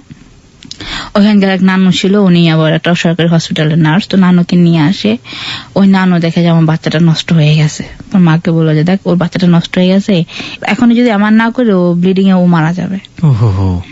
বাসা থেকে হসপিটালে ওই ধরনের কোনো অবস্থা আমার ছিল না তখন। তো ওই নানুই আমার বাসায় আমার বাচ্চাটা আমার করে। তো করার পর যখন আমি একটু সুস্থ হয়, আমার ব্লিডিংটা যখন কমে, তখন আমাকে ডাক্তার দেখায়। এর মধ্যে ওর কোনো যোগাযোগ নাই। না থাকার পর আমি আবার আমার বাসায় চলে যাই, মা এখানে কদিন থাকবো। তো আমার নানুরে দেখতাম যে সবাই আসে যায় আমাকে দেখে, কিন্তু আবার কটু কথাও বলে, একের জন্য এক এক ধরনের মন্তব্য, ওইটা আমাকে ভালো লাগতো না। তো বাসায় ফিরে যাই। ফিরে যাওয়ার পর এর মধ্যে যেটা করছে, যে বাসায় আমি আরো ভাড়া থাকতাম ওই বাসার রুমটাও ছেড়ে দিছে। বাড়িওয়ালা টুরেট লাগাই দিছে, ঘর দেখতে আসে। কি ব্যাপার, আমার ঘর দেখবি কেন? তোমার জামাই তো ঘর ছেড়ে দিছে। একদিন পর বাসায় আসছেন, কি তুমি যে ঘর ছাড়ছো, আমাকে তো একবার বলো তুমি ঘর ছেড়ে দিছো, না এই বাসাটা থাকবো না, আমরা একটু ভালো বাসায় থাকবো। আমি তখন ওর সঙ্গে স্বাভাবিক আচরণ করি। ও যে এত বড় একটা কাজ করে করছে আমাকে, আমি ওর কোনো কিছু বলি নাই। আমার যে ও বাসায় আসুক, শান্ত হোক, তারপর আমি জিজ্ঞেস করবো যে তুমি কেন এই কাজটা করলাম। তো যাই হোক, ওদিন রাতে আমি ওকে জিজ্ঞেস করলাম, আচ্ছা একটা কথা বলো, তুমি যে এই বাচ্চাটা যে নষ্ট যে করলা, তোমাকে একটুকু খারাপ লাগে নাই? তুমি তো বলছো যে তুমি যদি তোমার বাবার পরিচয় পাও, তোমার সন্তান তোমার পরিচয় পাবে, এই বাচ্চাটা তুমি নষ্ট করলা কেন? ওর কোনো কথা উত্তর দেয় নাই। উত্তর না দিয়ে আমাকে বললো যে চুপ করে শুয়ে থাক, মাথা এমনিতেই খারাপ আছে, কোনো কথা বলবি না। আমি আমার মতো শুয়ে পড়ছি, আমি কোনো কথা বাড়ি নাই। 3-4 দিন পরে একটা ঠিকানা দিছে আমাকে, এই ঠিকানাটা নেই। আচ্ছা এই ঠিকানাটাই কি? এর মধ্যে আমি আমার বাচ্চাটা কনসেপ্ট হওয়ার পর আমি চাকরিটা ছেড়ে দিয়েছি আমার। তো যাই হোক, আমাকে ঠিকানা বলছে কি যে তুই এই ঠিকানাটা যাবি, এখানে তোর একটা চাকরির কথা বলা আছে, এটা খুব ভালো একটা কোম্পানি, তোর একটা চাকরি হবে এখানে গেলে। এটা উত্তরাতে 100 টাকা গাড়ি ভাড়া দিয়ে দিছে আমাকে উত্তরা যাতায়াত করার জন্য। তো যাই হোক, আমি উত্তরাতে গেলাম। তো বালুচরে যে অফিসের অ্যাড্রেসটা আমাকে দিছে, আমি এক চাচাকে বলছি, চাচা এই অ্যাড্রেসটা কোথায় একটু বলবেন, এই ফ্যাক্টরিটা কোথায়? তো উনি আমার মুখের দিকে তাকায় আছে, চাচা মা তোমাকে এখানে কে পাঠাইছে? আমার হাজবেন্ড আমাকে এখানে পাঠাইছে, আর এই অফিসে আমার একটা চাকরির কথা বলা আছে। কোন অফিসে চাকরির কথা বলা? এই অফিস আছে 5 বছর যাবত বন্ধ। আপনাকে চাকরির জন্য কেন পাঠাবে? আপনার তো চাকরি ছিল সেই সময়টাতে। না, আমি একজন বাচ্চাটা কনসেপ্ট হয়, তখন আমি চাকরিটা ছেড়ে দিচ্ছি। ওকে। মা এখানে আমাদের এই আশেপাশে যে বখাটে ছেলে পেলে গুলো আছে, ওরা এখানে বসে নেশা টেশা করে, এই জায়গাটা ভালো না, তুমি এখানে থাকো। কোথায়? উত্তরাতে? উত্তরা থেকে আরো অনেক ভেতরে, এটা ওকে। বালুচর একটা জায়গা আছে, ওইখানে থেকে ও চাচা আমাকে বলার সঙ্গে সঙ্গে আমি এখান থেকে চলে আসছি। ও আমাকে কেন পাঠালো এই জায়গায়? কোন একটা ইন্টেনশনালি পাঠিয়েছে? আমার ভেতরে তখন টার্গেট একটা, আর আমি যে তখন যে উত্তর থেকে বাসায় আসবো, আমার কোনো টাকা নাই। ও হো হো। 1 টাকা না, আমাকে 100 টাকা দিছে, এই পর্যন্ত রাস্তা আস্তে আস্তে 100 টাকা শেষ। আমি কি করবো আমি বুঝতে পারতেছি না। তো যাই হোক, থাক, কোন আল্লাহ ভরসা, আমি উত্তরা থেকে হাঁটা শুরু করলাম বালুচর থেকে। যখন মাগরিবের আজান দেয়, তখন আমি মহাখালী আমার মার বাড়িতে। মাই গড। এই অসুস্থ শরীরে সারাদিনের না খাওয়া আমি। আমার মা তো আমাকে দেখে এসে হয়ে গেছে, কে তুই কোথেকে আসলি? যে মা তুমি কথা বলো, পর আগে আমার কিছু খাইতে দাও, আমার খুব খারাপ লাগতেছে। তো মা আমাকে খেতে দিল, খাওয়া দাওয়া শেষ করে মা আমাকে 3000 টাকা দাও। কাছে কেন কি করবো? আমি কালকে তো বাসা চেঞ্জ করবো, টাকা লাগবে আমার কাছে টাকা নাই। তো মা আমাকে 3000 টাকা দিছে। টাকাটা নিয়ে আমি বাসায় গেছি। বাসায় গিয়ে দেখি যে আমার ঘরটা আর কি ভেতর থেকে ছিটকে নিয়ে যাওয়ার মতোই দেখা যাচ্ছে, কিন্তু বাইরে থেকে আটকানো, তালা দেওয়া নাই। তা আমি ভাবলাম ও হয়তো বা বাসায় শুয়ে আছে, লাইট অফ করা। তো আমি ডাকতেছি, দরজা নক করতেছি, কেউ দরজা খোলে না, অনেকক্ষণ হয়ে গেছে। আমাদের বাড়িওয়ালা ছেলে বউ দরজা খুলছে। কি ব্যাপার, তুমি নক করতেছো কেন? আমি বলছি ভাবি আপনার ভাই কি বাসায় আসছে? কখন আসছো? বাসা আসবে কোথেকে? তোমার জামা তো বাসায় নেই। আমি বলছি নাই মানে? তুমি যখন বাইরে গেছো তোমার জামা তো তখনই ঘরে সবকিছু নিয়ে চলে গেছে। ওকে, দিস ইজ কল লাইফ। ওকে, তারপর আমি দরজা খুলে দেখি যে আমার ঘরে কিচ্ছু নাই। আমার যে জিনিসগুলো এগুলো ঘরে পড়া, ওরা আমার ছবি ছিল একটা ফটো ফ্রেমে, ওইখানে আমার ছবিটা আছে, ওর ছবিটা নাই, সবকিছু প্রি প্ল্যান। ওই অবস্থাটা দেখে আমি আবার দৌড় দিলাম। তখন প্রচন্ড বৃষ্টি হইতেছিল, বৃষ্টিতে ভিজে আমি আবার আমার মার বাড়িতে গেলাম। আর কি মা বলে একটা চিৎকার দিয়ে আমি পড়ে গেছি গেটের সামনে। আমার মা বোন দৌড় আসছে, কি হয়েছে? মা সবুজ নাই। সবুজ নাই মানে? আচ্ছা মা ও ঘরে নাই, ঘরের সবকিছু নিয়েও চলে গেছে। এত কিছুর পর ওই মানুষটার জন্য আপনার এত মায়া? You feel like that? Okay, no problem. হ্যাঁ, কি বলিস? কিচ্ছু নাই মা, কিচ্ছু নাই আমার ঘরে। আমার মামাকে বললো, তো সঙ্গে সঙ্গে আমার মামা আমার বাসায় গেল, গিয়ে দেখা যায় কিচ্ছু নাই। ও কোথায় জব করতে এটা জানতেন আপনি? হ্যাঁ, এটা আমি জানি। ওকে। ওই জবটা ও ছেড়ে দিচ্ছে তখন, এটাও আমাকে সে বলে নাই, সে চাকরি ছেড়ে দিচ্ছে। ওকে। যাই হোক, আমি আমার যে ভাসুর ছিল মুরাদ ভাই, তারপরে ওনার বোন নার্গিস ভাবি, আমি ওনার কাছে ফোন করলাম, মুরাদ ভাইকে ফোন করলাম যে ভাই আপনার ভাই কোথায় গেছে, এটা আপনি জানেন, দুনিয়ার কেউ না জানো, আপনি জানেন, আপনি আমাকে একবার বলেন যে ও কই গেছে। আমাকে তারা বললোই না। আমি এত হাতে পায়ে ধরলাম তাদের, এত কান্না করলাম, আমাকে বলে নাই। ওর পরিচিত যে জায়গাগুলো ছিল প্রত্যেকটা জায়গায় গিয়ে আমি খোঁজ করছি, কোথাও ও নাই। আবার গেলাম আমার শ্বশুর বাড়িতে। শ্বশুর বাড়িতে যাওয়ার পর শ্বশুর বাড়িতে গিয়ে উঠলাম, আমার জেঠা শ্বশুরকে বললাম। তো আমার জেঠা শ্বশুর আমাকে দেখে ফার্স্টে খুব রাগারাগি করছে, রাগারাগি করে রোজার দিন ছিল, আমাকে ইফতার করতে দিল। আমি ইফতারটা খাই নাই, ইফতার খাওয়ার মন মাসে তখন আমার ছিল না। তো যাই হোক, আমি ইফতারের পরে সে আমাকে বলতেছে যে মা তোমাকে তো আমার বাড়িতে রাখতে পারবো না, মানলাম তুমি আমার ছেলের বউ, কিন্তু আমার ছেলে সহকারে তুমি আসো নাই, বা আমার ছেলে যদি আমাকে এখন ফোন করে বলে যে আপনার বউকে আপনি রাখেন, আমি তাহলে রাখা দেবো। তুমি সবুজকে বলো আমাকে ফোন করতে। আমি ও তো ফোন বন্ধ, ও সিম চেঞ্জ করে ফেলছে ওই দিনেই। তো ওই মুহূর্তে আমার শ্বশুর আগে আমাকে বাড়িতে রাখবেই না। সে কি করলো, তাদের সোনাগাজী থানা যে পুলিশ ওখানে ফোন করলো, থানায় আচ্ছা। এসে ফোন করলো। তো পুলিশ আসার বয়সে বলতেছে যে দেখেন আমাদের ছেলের বউ, হ্যাঁ মানতে পার যদি আমার ছেলেদের বিয়ে করে থাকে তো হয়তো বা করছে, বাট আমরা জানি না। হুম হুম আর এই মেয়ে এখন এইভাবে আমার বাড়িতে আসছে, এই মেয়েকে তো আমি রাখতেও পারবো না। তো তার থেকে ভালো ওকে আপনারা আপনাদের কাছে নিয়ে যান, আপনাদের হেফাজতে রাখেন, কালকে আপনারা ওকে ওর মার কাছে পাঠিয়ে দিন। তো পুলিশের যখন বলে দেখেন একটা মেয়ে মানুষকে তো আমরা থানায় রাখতে পারি না কোনো বিনা ইয়াতে নোটিসে, ওকে থানায় রাখতে গেলে আমাদের একটা জবাবদিহিতা করতে হবে, হুম হুম হুম। আমরা রাখতে পারবো না, আপনার অন্য কোনো ব্যবস্থা নেই। তখন কি করলো ওই পুলিশ ওনারই একটা রেফারেন্সে গ্রামে যে পাহারাদের চৌকিদার গুলো হুম হুম। ওনাকে খবর দেন, বলে তোমার তো 2টা মেয়ে আছে, তো এই মেয়েটাকে তোমার মেয়ের সঙ্গে আজকে রাতটা রেখে দাও, পর কালকে ওকে যা ব্যবস্থা করো সেটা আমি আমার দায়িত্ব করব, কারণ আমারও বাসায় একটা মেয়ে আছে। ওকে। তো চৌকিদার বাড়ি যাওয়ার পর যেটা আমার সঙ্গে একজন দেখা করতে গেল সমী ভাই নামে এক ভদ্রলোক, উনি সবুজের দুঃসম্পর্কে চাচাতো ভাই হন। হুম হুম হুম। তো উনি বলে যে বোন কি হয়েছে আমাকে বলো তো। তো ওদেরকে দেখো ওদের সঙ্গে আমি কথা বলি না, কারণ ওদের সঙ্গে আমাদের জায়গা নিয়ে একটা বিরোধ আছে, কিন্তু তুমি যেভাবে আসছো তুমি যেটা বোকামি করছো, তুমি তো ওকে নিয়ে আসতে পারতা। মানে ভাইয়া ও তো নাই, ও এইভাবে চলে গেছে। তো পরের দিন সে আমাকে বললো ঠিক আছে তুমি ঢাকাতে যাও, ঢাকা গিয়ে তুমি আমার সঙ্গে যোগাযোগ রেখো, যদি কোনো কিছু হেল্প করতে তোমাকে আমি সাপোর্ট করবো। হুম হুম হুম। ওনার ফোন নাম্বারটা আমাকে দিয়ে দিল, ওনার মোবাইল থেকেই আমি সবুজের সঙ্গে কথা বললাম। তো আমি ওনার মোবাইল থেকে আবার রাতে বেলা ওকে যখন ফোন দিলাম যে নাম্বারটা খোলা, পরে আমাকে বলছে তুই কি বাড়িতে গেছিস কেন, আমি তো বাড়িতে যাই, আমি তো ঢাকাতে আসছি। তো ঢাকা এসে আমাকে ফোন দিয়ে আমাকে তুই পাবি। পরের দিন ঢাকা চলে আসছে, এসে মাকে বললাম যে মা এই অবস্থা, আমি কি করবো কিছু বুঝতে পারতেছি না। এদিকে বাসার আশেপাশের লোকজন এক একজন একই রকমের কথা বলতেছে আমাকে। 7 দিন পরে আমাকে একটা ফোন দিল, ফোন দিয়ে বলে যে তুই আমার সঙ্গে দেখা করবি, কোথায় গুসানাইকে। তো গুসানাইকে আমি গেলাম, এখানে দাঁড়ায় আছি, 1 ঘন্টা পরেও আসছে। তো 1 ঘন্টা আমাকে অবজারভেশন করে যে আমার সঙ্গে অন্য কেউ আছে কিনা দেখার জন্য। আপনার হাজবেন্ড? হ্যাঁ, ও আশেপাশেই ছিল আমার। 1 ঘন্টা পর আসে ও বলে দেখ যা করার তো হয়েছে, আমি একটা ভুল করে ফেলছি, তো আর একটা সুযোগ আমাকে দে। তো কি করবা, যে চল আমরা আবার একটা ঘর নিই। ও এক ধরনের আপনার কাছ থেকে পালিয়ে বাঁচতে চেয়েছিল বা আপনার কাছ থেকে দূরে সরে যেতে চেয়েছিল, কিন্তু সে আবার ফিরে আসলো, এবং আমি ঠিক জানি না আপনি সেই মুহূর্তে কি বললেন। তো যে ঠিক আছে যে আমি বাসায় যাই, বাসায় গিয়ে মার সঙ্গে কথা বলি। তো বাসায় গিয়ে আমার মাকে আমি বললাম যে শুভর সঙ্গে দেখা হয়েছে, ও আমার ঘর দিতে আছে, তো আমি ঘরটা নেই। মা না করছে, মা দেখো আশেপাশে মানুষ যে কথা বলে এই কথাগুলো শোনার থেকে আমি আমার সংসার থাকি মা সেটাই ভালো, কিন্তু মানুষ আমার কিছু বলতে পারবে না আঙ্গুল তুলে। তো যাই হোক আমি আবার ঘর নিলাম, ওইখানে গিয়ে সেম সে আগের মতনই ভালো, হুম হুম হুম। কোনো সমস্যা নেই। 15 দিন পরে আবার সে নাই, ফোন টোন বন্ধ, বাসায়ও আসে না। এখন তো আমি কোথাও তাকে পাই না। জি। তো এইভাবে কতদিন যাবো। তো আমি এখানে ঘর ভাড়া জমে যাচ্ছে, আমি চাকরি করি না তখন, অর্ধেক মাসে ঘর ভাড়া আমার মায়ের দিল। তা আমি ওই বাসায় আছি, 1 মাস পর সে আমাকে ফোন দিয়ে তুই কই, আমি বাসায় আছি। কোন বাসায়, তুমি যে বাসায় রেখে গেছো আমি ওই বাসায় আসছি। তো ওইখানে আসছে, আসার পর আমাকে বললো কি যে দেখ আমার একটু সমস্যা হয়ে গেছে, মা বাড়ি থেকে খুব প্রেশার দিচ্ছে আমাকে, তো আমি একটা কাজ করতে পারবো, আমি কন্টিনিউ তোর কাছে থাকতে পারবো না, ওকে। আমি যখন সময় পাবো তখন আমি তোর কাছে হয়তো সপ্তাহে 1 দিন, সপ্তাহে 2 দিন এইভাবে আসবো, তুই কি পারবি থাকতে? বলছে হ্যাঁ আমি থাকতে পারবো, কিন্তু তুমি আমাকে ছাইড়া যাবে না কোথাও। এত কিছু করার পর ওই মানুষটার সাথে আপনি থাকতে চেয়েছেন, হ্যাঁ। তো যাই হোক সেটা কি শুধু ওইভাবে- ফিলিংস এর জায়গাটা থেকেই, নাকি কোনো ধরনের কোনো অব্লিগেশন বা কোনো ধরনের কোনো অল্টারনেটিভ কোনো ব্যবস্থা ছিল না আপনার না, জন্য? অল্টারনেটিভ কোনো ব্যবস্থা ছিল না। আর ওকে আমি খুব বেশি একটাই করতাম, খুব বেশি ভালোবাসতেন? হ্যাঁ লাইক করতাম, এই একটাই ছিল আমার। তো যাই হোক ওইভাবে ও 1 মাস যাতায়াত করে, তো আবার এরকম খোঁজ খবর নাই। তো যখন দেখলাম যে আবার খোঁজ নাই, তো আমি বাসাটা ছেড়ে আমি চলে গেছি আমাদের বাড়িতে। হুম হুম হুম। 3 মাস পরে একবার আমাকে ফোন দিয়ে বলতেছে কি, হঠাৎ করেই আমি তখন চাকরি নিয়েছি, চাকরি করি গুলশান একটা অফিসে, আমি অফিস শেষ করে বাসায় যাচ্ছি, তখন আমাকে বলতেছে রেনে কথা বল। কার সঙ্গে কথা বলবো? কিছুদিন পরে মেয়েটাকে আমি বিয়ে করবো, তোর সঙ্গে কথা বল। হুম হুম হুম।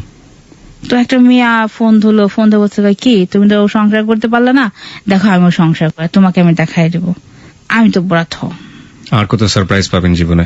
আগে নিজের কাছে কেমন একটা ঘৃণা লাগতেছে যে যার জন্য আমি এত কিছু করি সে মানুষটা আমার সঙ্গে এমন করতে পারে। প্রত্যেকটা ধাপে ধাপে ও আমাকে যা বলতেছে আমি তাই করতেছি, তারপরেও কেন আমার সঙ্গে এমন করে। যাওয়ার সময় আমি আগে দেখে যে রাস্তায় যে ফুটপাতে ইজুমারা যে ওষুধগুলো গাড়িতে করে বিক্রি করতেছে, তা আমি 2 প্যাকেট ওষুধ কিনে এনেছি। হুম হুম হুম। ওষুধ কিনে নিয়ে আমি বাসায় ঢোকার আগে আমি 1 বোতল ওষুধ পুরাটাই খেয়ে ফেলছি। আমি খেয়ে যখন বাসায় ঢুকছি আমার বোন আমার চেহারা দেখে বুঝতে পারছে আমার মা তো বিষ খাইছে। চেহারা থেকে কিভাবে বুঝলো? কারণ আমি বমি করতেছি, আমার বমিটা না মানে কিনে ওইখানেই খেয়েছেন? আমার বাসার এখানে গিয়ে খাইছে, রাকেটের সামনে গিয়ে। তো টেস্টটা কেমন ছিল? আর কি আমার দুনিয়ার কোনো কিছু আমি বলতে পারবো না। আমি যে কোথায় আছি আমি জানি না সেটা।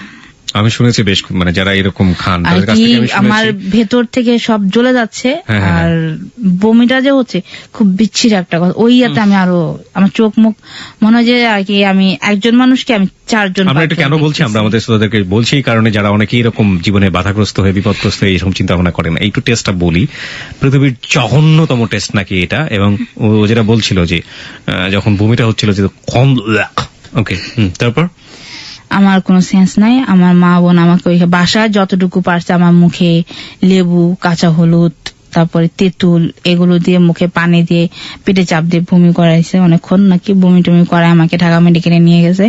ওইখানে গিয়ে আমাকে ওয়াশ করাইছে। পরের দিন সকালে আমাকে বাসায় নিয়ে আসছে।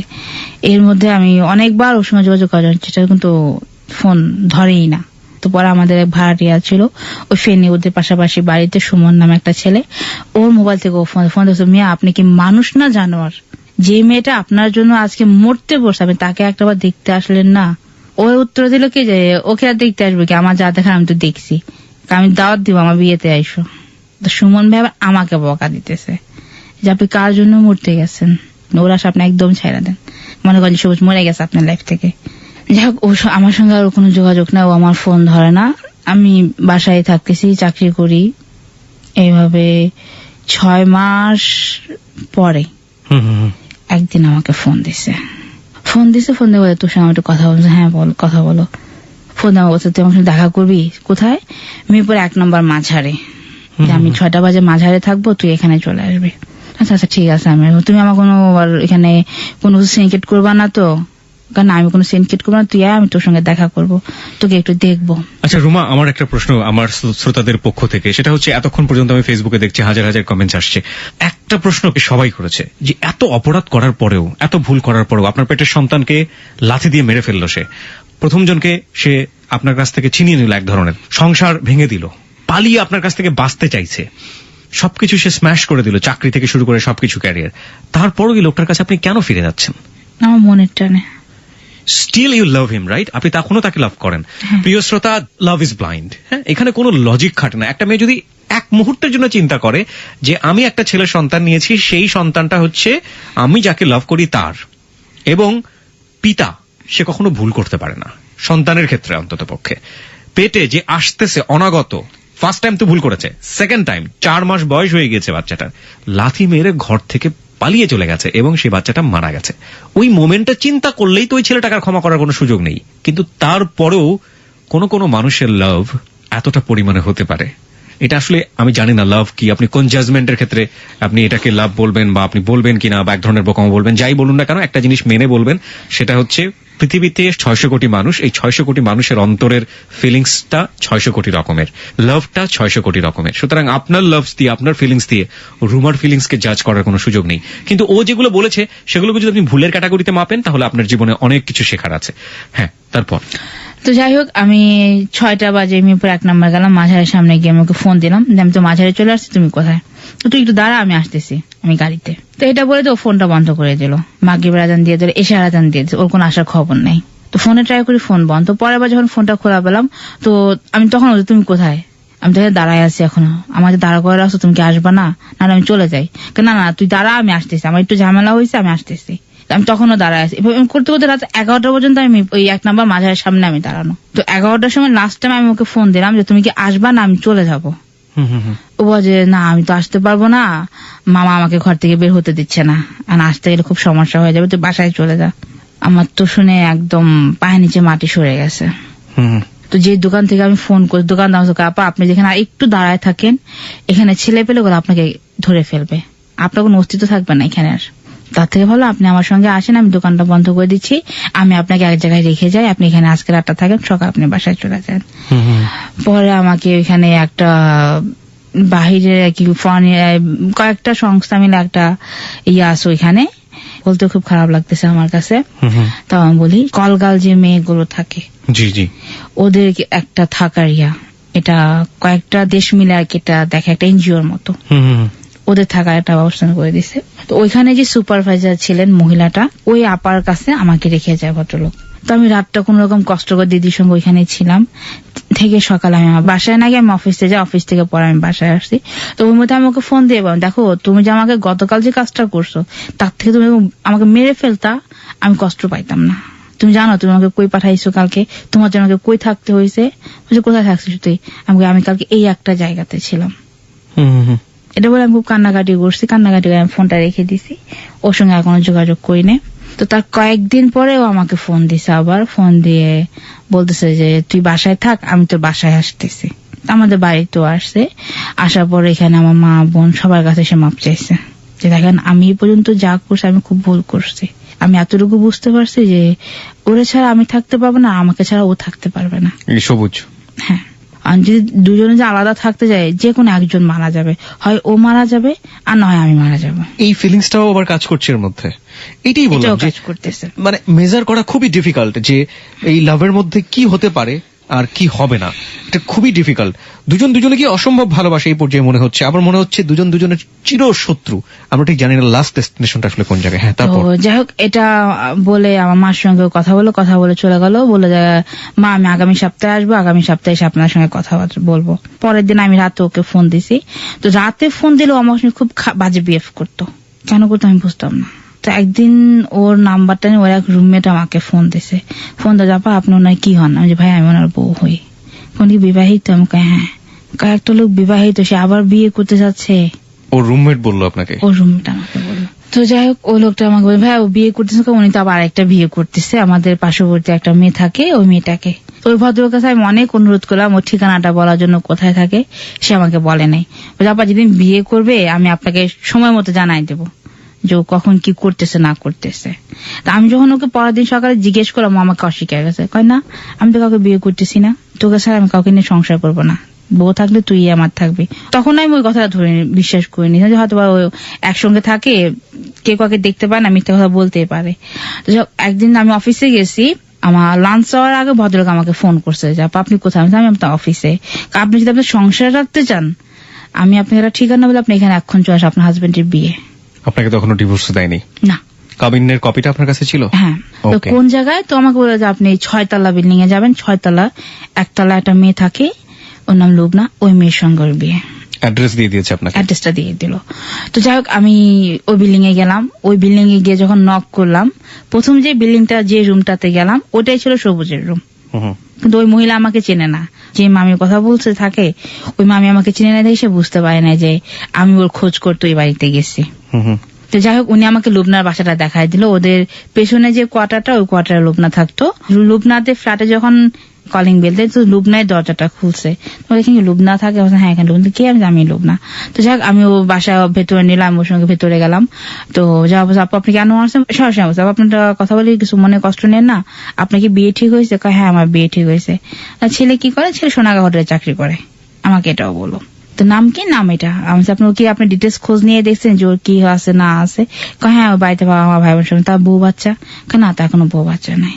যখন সে না করছে তখন আমার দেখেন আপা আমি ওর বউ, স্টিল নাও আপনার সামনে। মেয়ে তো বিশ্বাস করে না, তোমার প্রমাণটা কি? আমি আমার কাবিনের কাগজ দেখাইতে পারি, ওর কি আছে না আছে আমি সবকিছু বলছি। পড়াতেও মেয়েরাও বিশ্বাস করলো। তো মেয়ের ভাইরা বাকি জিজ্ঞেস করলো আচ্ছা সবুজ ভাই আমার বোনটাকে বিয়ে দেওয়ার আগে আরেকবার জিজ্ঞেস করলো আপনি সত্যি বিবাহিত? না আমি তো বিয়ে করি নাই। তো মেয়ের বড় ভাই আমাকে ঘরে নিয়ে গেল ওর রুমে। তো দেখো কি তুই এখানে কি করিস? আমাকে দেখেই বলতেছে আপনার হাজবেন্ড? হ্যাঁ। আপনি কি চিনেন? হ্যাঁ আমার বউ। ডাইরেক্ট কথা চলে আসছে মুখ থেকে এটা। এই তুই না বিয়ে করিস নাই? ওই মেয়েটা? মেয়ের বড় ভাই। আচ্ছা এটা কি? তো যাই হোক ওখানে প্রচন্ড গন্ডগোল হয়েছে, ওকে অনেক মারধর করছে। তো যাই হোক এক পর্যায়ে ওইখান থেকে ও পালায় গেছে। আপনি কি করলেন? আমাকে ওই মেয়ের বড় ভাই একটা রিক্সা থেকে বোন তুমি বা তোমার তো কোনো দোষ নাই, বরঞ্চ তুমি আমার বোনের জীবনটা বাঁচাই দিছো। ওই মেয়ের বাবা মা ভাই সব আমাকে বলতেছে তুমি ও সংসার করো না, তুমি ওকে ডিভোর্স দিয়ে দাও। দেখেন আপনারা বলতে পারছেন সহজ করে, কিন্তু আমি সহজ করে পারবো না। তো ওইখান থেকে আমি বাসায় চলে গেলাম। আমি শুধু ওকে ফোন দিয়ে একটা কথাই বলতাম, দেখো যদি তুমি কোনোদিন মানুষ হও, যদি মনে করে যে না আমি আমার বউ নিয়ে সংসার করতে পারবো, সবকিছু ছেড়ে দিয়ে ওদিন তুমি আমাকে ফোন দিবা, তার আগে একদিনও আমাকে ফোন দিবা না। আপনি বললেন? বলে আমি ফোনটা কেটে দিছি। কেটে দেওয়ার 15 দিন পরেও আমাকে ফোন দিছে। ফোন দেওয়ার মা আমি যা করছি সব ভুল, তুই সব ভুলে যা, আমিও সব ভুলে গেছি, আমরা একসঙ্গে সংসার করব। আমার বাসায় আসছে, সবার কাছে ভাবছে ওদিন থেকেই সে আমাদের বাসায় থাকে, আবার আমাদের সংসার শুরু আগের মতো। ওকে, ও আমি একসাথে থাকি, আলাদা একটা বাসা ভাড়া নিয়েছি, ও অফিসে যায়, বাসায় আসে, তো এত কিছুর পর আবার আবার সেই সে পরিবর্তন। আগের পরিবর্তন। This is call life. আমি এই জন্যই বলি যে মানে আপনি চিন্তাও করতে পারবেন না হেলোইট 920 জীবনের গল্প কোথায় গিয়ে আপনাকে কোন জায়গাটা নিয়ে দাঁড় করিয়ে দেবে। আপনি কি চিন্তা করতে পারতেন যে এই যে বিয়ের আসরে যে ছেলেটিকে গিয়ে ও পরিচয় দিল যে আমার বউ, আমার হাজবেন্ড, ওর হাজবেন্ডও বলছে ও আমার বউ, সেই ছেলেটি কোথায় চলে যেতে পারতো? আর কিছুক্ষণের বিরতি হলে হারিয়ে যেতে পারতো। তারপরও বারবার চলে যাচ্ছে, বারবার ডিজাস্টার হচ্ছে, আবার ফিরে আসছে। মানে বন্যার পানি যেরকম ভাসিয়ে দেয় দুকুল, স্ম্যাশ করে দিচ্ছে, কিন্তু নেমে যাওয়ার পর পলি মাটি, উর্বর মাটি। সেরকম ভাবে যখন দুজন দুজনের কাছাকাছি আসছে, ফিলিংসটা কিন্তু অসাম হচ্ছে। যখন ঝগড়া হচ্ছে নৃশংসতম, এবং আবার যখন কাছে আসছে অদ্ভুত রকমের কাছে থাকা। কিন্তু এই দুটোর ব্যালেন্সটা খুবই জরুরি একটা সাস্টেইনেবল রিলেশনশিপের ক্ষেত্রে। রাস্তায় হাঁটছেন, হঠাৎ করে একটা মেয়েকে দেখে আপনার ভালো লেগেই যেতে পারে, কিংবা শপিং মলে ঢুকেছেন, কোন একটা মেয়ের বা কোন একটা ছেলের চলন বলন দেখে তাকে আপনার ভালো লেগেই যেতে পারে। হয়তো আপনার ঘরে একজন মানুষ রয়েছে আপনার, কিংবা আপনি হয়তো অন্য কারো প্রেমে পড়ে আছেন। এখন ওই ভালো লাগাটাকে বড় করে আপনি যদি আপনার জীবনের একেবারে বর্তমানটাকে একেবারে নাড়াচাড়া দিয়ে ফেলেন, সেটাই হচ্ছে বড় বোকামি। এই রিলেশনশিপের ক্ষেত্রে কি হয়েছে সেটার জাজমেন্টে আমরা যাব না, কিন্তু একটা জিনিস আমরা দেখতে পাচ্ছি এখন পর্যন্ত, যে ব্যালেন্সলেস। এই ব্যালেন্সটা করাটা রিলেশনশিপের ক্ষেত্রে বোধহয় খুবই জরুরি। তারপর 3 মাস পার হয়ে গেছে, এর মধ্যে কোনো প্রকার কোনো সমস্যা নাই। তো একদিন হঠাৎ করে যেটা ফোন আসলো বাড়ি থেকে, ওর বাবা খাট থেকে পড়ে গিয়ে ব্যথা পাইছে, ওই মুহূর্তে ওকে বাড়িতে যেতে হবে ইমিডিয়েটলি। ও বলছে আমি এখন যাবো না, আমি 2 দিন পরে যাই। তো আমার মা বলে, দেখো তুমি এখন যদি না যাও, তোমার বাড়ি থেকে হয়তো বা যখন জানবে তুমি আবার একসঙ্গে ওর সাথে আসো, ওকে একটা দোষারোপ করবে যে ওর জন্য তুমি যাও নাই বা ও তোমাকে যেতে দেয় নাই। তারপর যে ও বাড়িতে গেল, বাড়িতে গিয়ে 3-4 দিন ছিল, ও আমাকে ফোন দিল। আচ্ছা, ফোন দেবো যে আমি তোর সঙ্গে একটু কথা বলবো, আমি ফোনে টাকা ভরছি অনেক, তুই আমার একটু কথা বল সময় নিয়ে। তো ওই মুহূর্তে আমি ওর সঙ্গে কথা বলতেছি আমার আর কি, ও বলতেছে দেখ তোর সঙ্গে আমি এই পর্যন্ত যা কিছু করছি সব পর্যন্ত আমাকে মাফ করে দিস, তোর মনে কোনো কষ্ট রাখিস না তুই। আমার মা, আমার বোন সবার কাছে মাফ চেয়ে নিচ্ছে। তো যাই হোক, আমার মার কাছেও সে মাপ চেয়ে নিল ওই রাতেই। কেন চাইছে আমি নিজেও জানি না, সবার কাছে সে মাপ চাচ্ছে। তো মাপ টাপ চেয়ে মাকে বলতেছে যে মা, রুমাকে আমার খুব দেখতে ইচ্ছে করতেছে, আপনাকে একটা গাড়িতে উঠা দেন, ও ফেনে চলে আসুক, বাস স্ট্যান্ড থেকে আমি ওকে বাড়িতে নিয়ে যাবো। তোমার রাত্রে বাজে এখন 11:30, একটা মেয়ে মানুষ কিভাবে এত দূরে ফেনিতে যাবে? দরকার নেই, তুমি তো কালকে ঢাকা আসবে, ঢাকা আসলে তোমাদের দেখা হবে। তো ও যে কথা বলতেছে আমার সঙ্গে, আমার ঘুমে আমি তাকাইতে পারতেছি না। ওর কথা বলা অবস্থাতে আমি ঘুমাই গেছি, ফোন ধরে কথাও বলতেছে, আমি ঘুমাই গেছি। ফজরের নামাজের পর যখন ফোনটা আমি খুললাম, খুলেই দেখি যে ওর ফোনটা আগে ঠকলো, যে তুই আমাকে সারা রাত পুকুরে বসায় রাখা তুই ঘুমাই গেলি। তুই থাক, আমার সঙ্গে একটু রাগারাগি করলো। তখন রাগারাগি করবো যে আমি 9টায় ঘর থেকে বের হবো, 10টায় আমার গাড়ি। তো 9টায় বাসা থেকে বের হয়েছে, বের হয়ে আমাকে ফোন দিল। আমি বাসা থেকে বের হয়েছি, 10টা বাজে গাড়ি ছিল, আমাকে ফোন দিল। 11টা বাজে আমাকে সে ফোন দিল যে আমি কুমিল্লার দাউদকান্দিতে, রাস্তা ফ্রি আছে, ঢাকা আসতে আমার 2 থেকে 2.5 ঘন্টা সময় লাগবে, তুমি রান্না কর, আমি একসঙ্গে এসে ভাত খাবো দুপুরে। ও যা যা পছন্দ করে এগুলো আমি রান্না করে রাখছি। তো ওই মুহূর্তে ওর ফোন বন্ধ। আমার ভেতরে খুব একটা অস্থিরতা ভাব কাজ করে, আমি এত অস্থির লাগতেছে, আমি বুঝতে পারছি না কেন লাগতেছে এরকম। চোখ মুখে শুধু কান্না আসতেছে, আমি কোনো কথা বলতে পারতেছি না। 8টার দিকে আমার ভাসুর, সময় ভাই যিনি, উনি আমাকে একটা ফোন করেন, রুমা তুমি কি বাসায় আছো? হ্যাঁ ভাই আমি বাসায়। খবর শুনছিলাম, কে? সবুজ তো মারা গেছে। ও মাই গড। ডাইরেক্ট আপনি কি বলেন? ও তো ঢাকা আসতেছে, আমাকে ফোন দিয়ে বললো রান্না করতে, আমি রান্না করে আসছি, একসঙ্গে ভাত খাবো। না, ও মারা গেছে। তো ভাইয়ার সঙ্গে যখন আমি কথা বলি, ওই মুহূর্তে আমার মামা যিনি মামুন মামা, ওনার ফোনটা ঢুকছে। তো ভাই আপনি ফোনটা কাটেন, মামা ফোন দিচ্ছে আমাকে বাড়ি থেকে, মামার সঙ্গে একটু কথা বলি। তো মামা ফোনটা রিসিভ করলাম। তো মামা বলছে মামা আপনি কই? মামা আমি তো বাসায়, আমার মহাখালীতে আমার বাসাতে। মামা আপনি একটা গাড়িতে উঠে ফেনে চলে আসেন। কেন? সবুজ মামার শরীরটা ভালো না, আপনাকে দেখতে চাইছে। তো মামা যখন এই কথা বলতো, তখন আমার ভেতরে একটু নারাজ, কিছু একটা হয়েছে এখানে। তো সঙ্গে সঙ্গে মামা ফোনটা কেটে আমি আমার জালকে ফোন দিলাম, ভাবি তোমার দেবর কই? আমার জাল খুব কান্নাকাটি করতেছে। তখন আমার শাশুড়িকে ফোন দিয়ে, আমার শাশুড়ি খুব কান্নাকাটি করতেছে, কেউ কথা বলতে পারতেছে না। তখন আমি বুঝতে যে না, একটা কিছু হয়ে গেছে। তো আমি আবার সমী ভাই সত্যি গন্ধ কি হয়েছে?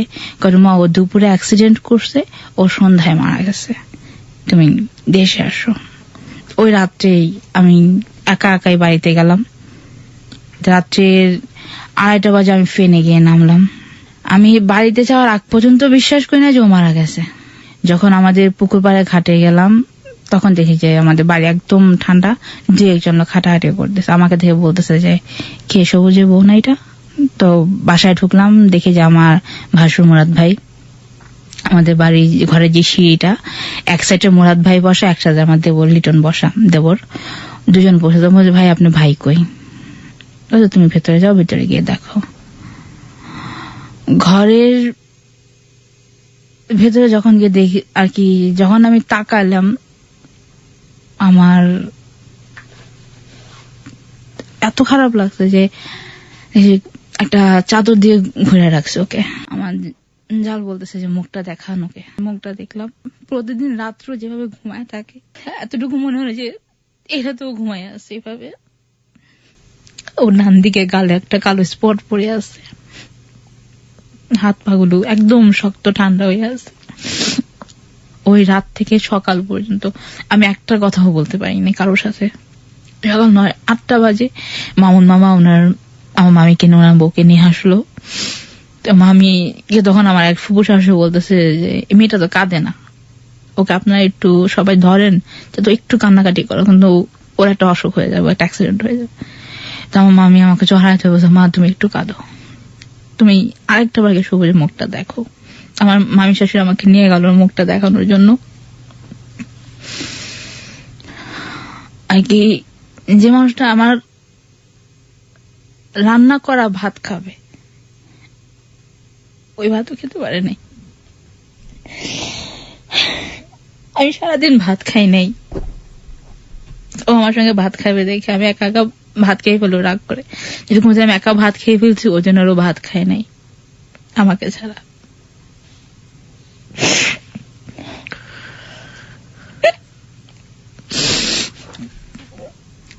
আমি আমাকে লাশটা আরেকবার দেখাইলো।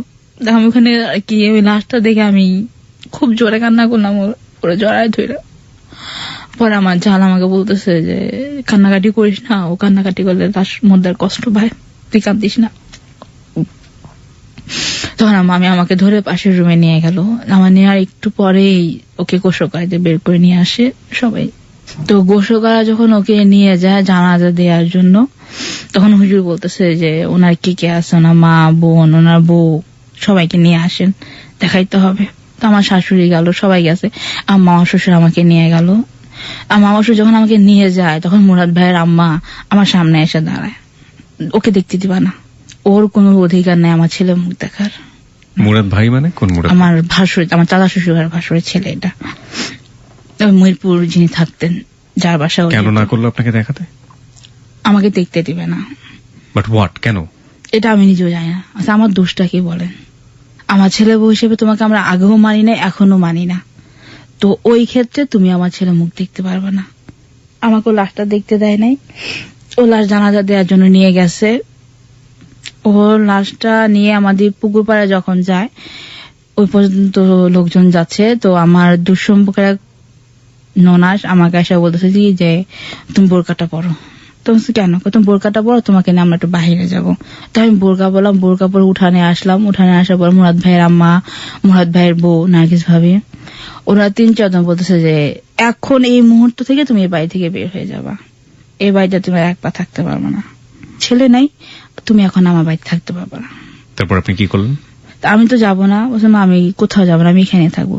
তর্ক করার এক ফাঁকে মুরাদ ভাইয়ের মা যিনি, উনি একটা আমাদের সম্পর্কে একটা নার্স ছিল, ওনাকে বললো কি এভাবে তো যাবে না, ধাক্কা দিয়ে বের করে দে।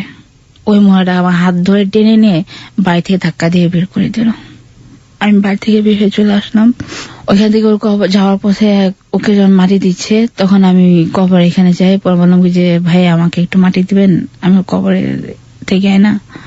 তো কবর থেকে আমার জালের যে ভাই, ও আমাকে 1 ফুট মাটি এনে দিছে, যে বিয়েন আপনি মাটিটা হাতে নিয়ে দেন, আমি ভাইয়ের কবরে দিয়ে দিই, সবুজ ভাই। তো ওই মাটি যখন আমার হাতে নিয়ে আসছে, আমার দেবর ওই মাটিটা আমার হাত থেকে ফেলে দিছে। ওই মাটিটাও আমাকে দিতে দেয় না। তুই এখন এখান থেকে চলে যা, তোর এখন খুন করে ফেলবো, মাথা গরম আছে। ওইখান থেকে একটা সিএনজি নিয়ে আমি সোজা ফেনী থেকে একটা সিএনজি নিয়ে আমি ঢাকা আসছি। ঢাকায় এসে আমি বাড্ডা যাই, ফার্স্টে লুবনাদের বাসায় যাই। লুবনার বাসায় গিয়ে আমি ওর কাছে আগে মাফ চাই নিয়েছে যে দেখো তোমার সাথে ও যা করছে ও ভুল বুঝে অন্যায় গুলো করছে, তুমি কোনো দাবি রাখো না। যাকে বিয়ে করার কথা ছিল, হ্যাঁ, ওই মেয়েটার কাছে গিয়ে আমি মাফ চাই নিয়েছি যে ও মারা গেছে, তুমি ওর উপর কোনো দাবি রাখো না, ওকে তুমি মাফ করে দিও। So this is your life story. আপনি একদম লাস্টলি একটা কিছু বলবেন যে আপনি এখন কিভাবে আছেন? আমি এখন আছি এখানে, আমরা 3 ভাই বোন আছি। আমার বাবা তাকে মারা গেছে, থাকার মধ্যে আমার মা ছিল, আমার মা সেও মারা গেছে। কবে মারা গিয়েছেন তিনি? আমার মা গত মাসে মারা গেছে। ওকে, এখন আমার আর কেউ নেই। সো আপনি একেবারে একা। আপনি কি করেন এখন? একটা জব করতাম, জবটা ছেড়ে দিয়েছি 3 মাস আগে। আমার মা অসুস্থ ছিল, মাকে দেখাশোনা করার জন্য কেউ ছিল না, যার জন্য চাকরিটা ছেড়ে দিতে হয়। তো চাকরির জন্য অনেক জায়গাতে আমি ট্রাই করছি।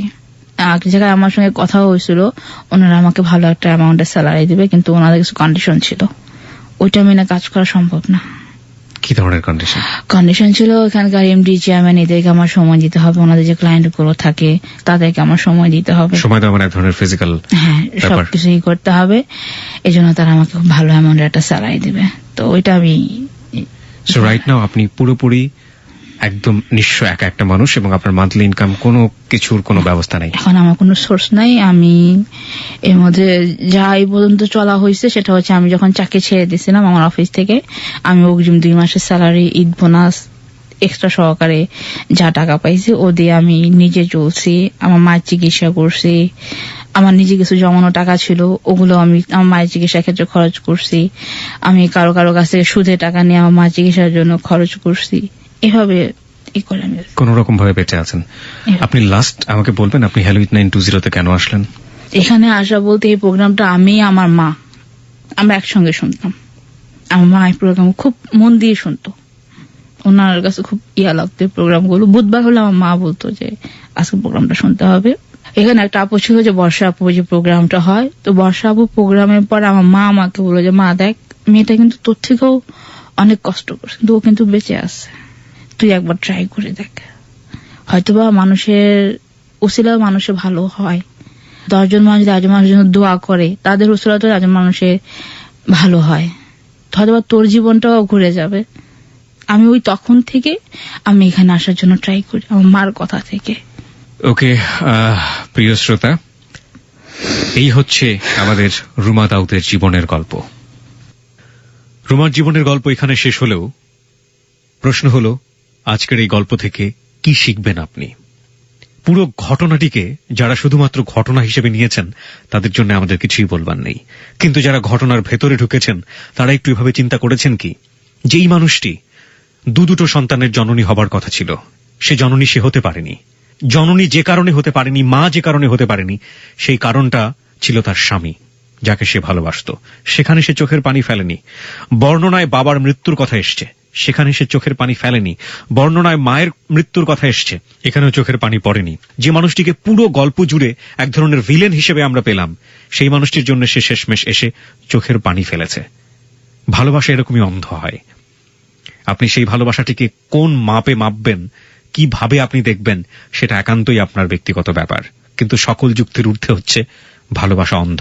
এই মানুষটিকে নিয়েই, এই খারাপ মানুষটিকে নিয়েই, এই ভালোবাসার মানুষটিকে নিয়ে সে বাঁচতে চেয়েছিল, এবং শেষ পর্যন্ত এই মানুষটিও তার কাছে নেই। আমরা পুরো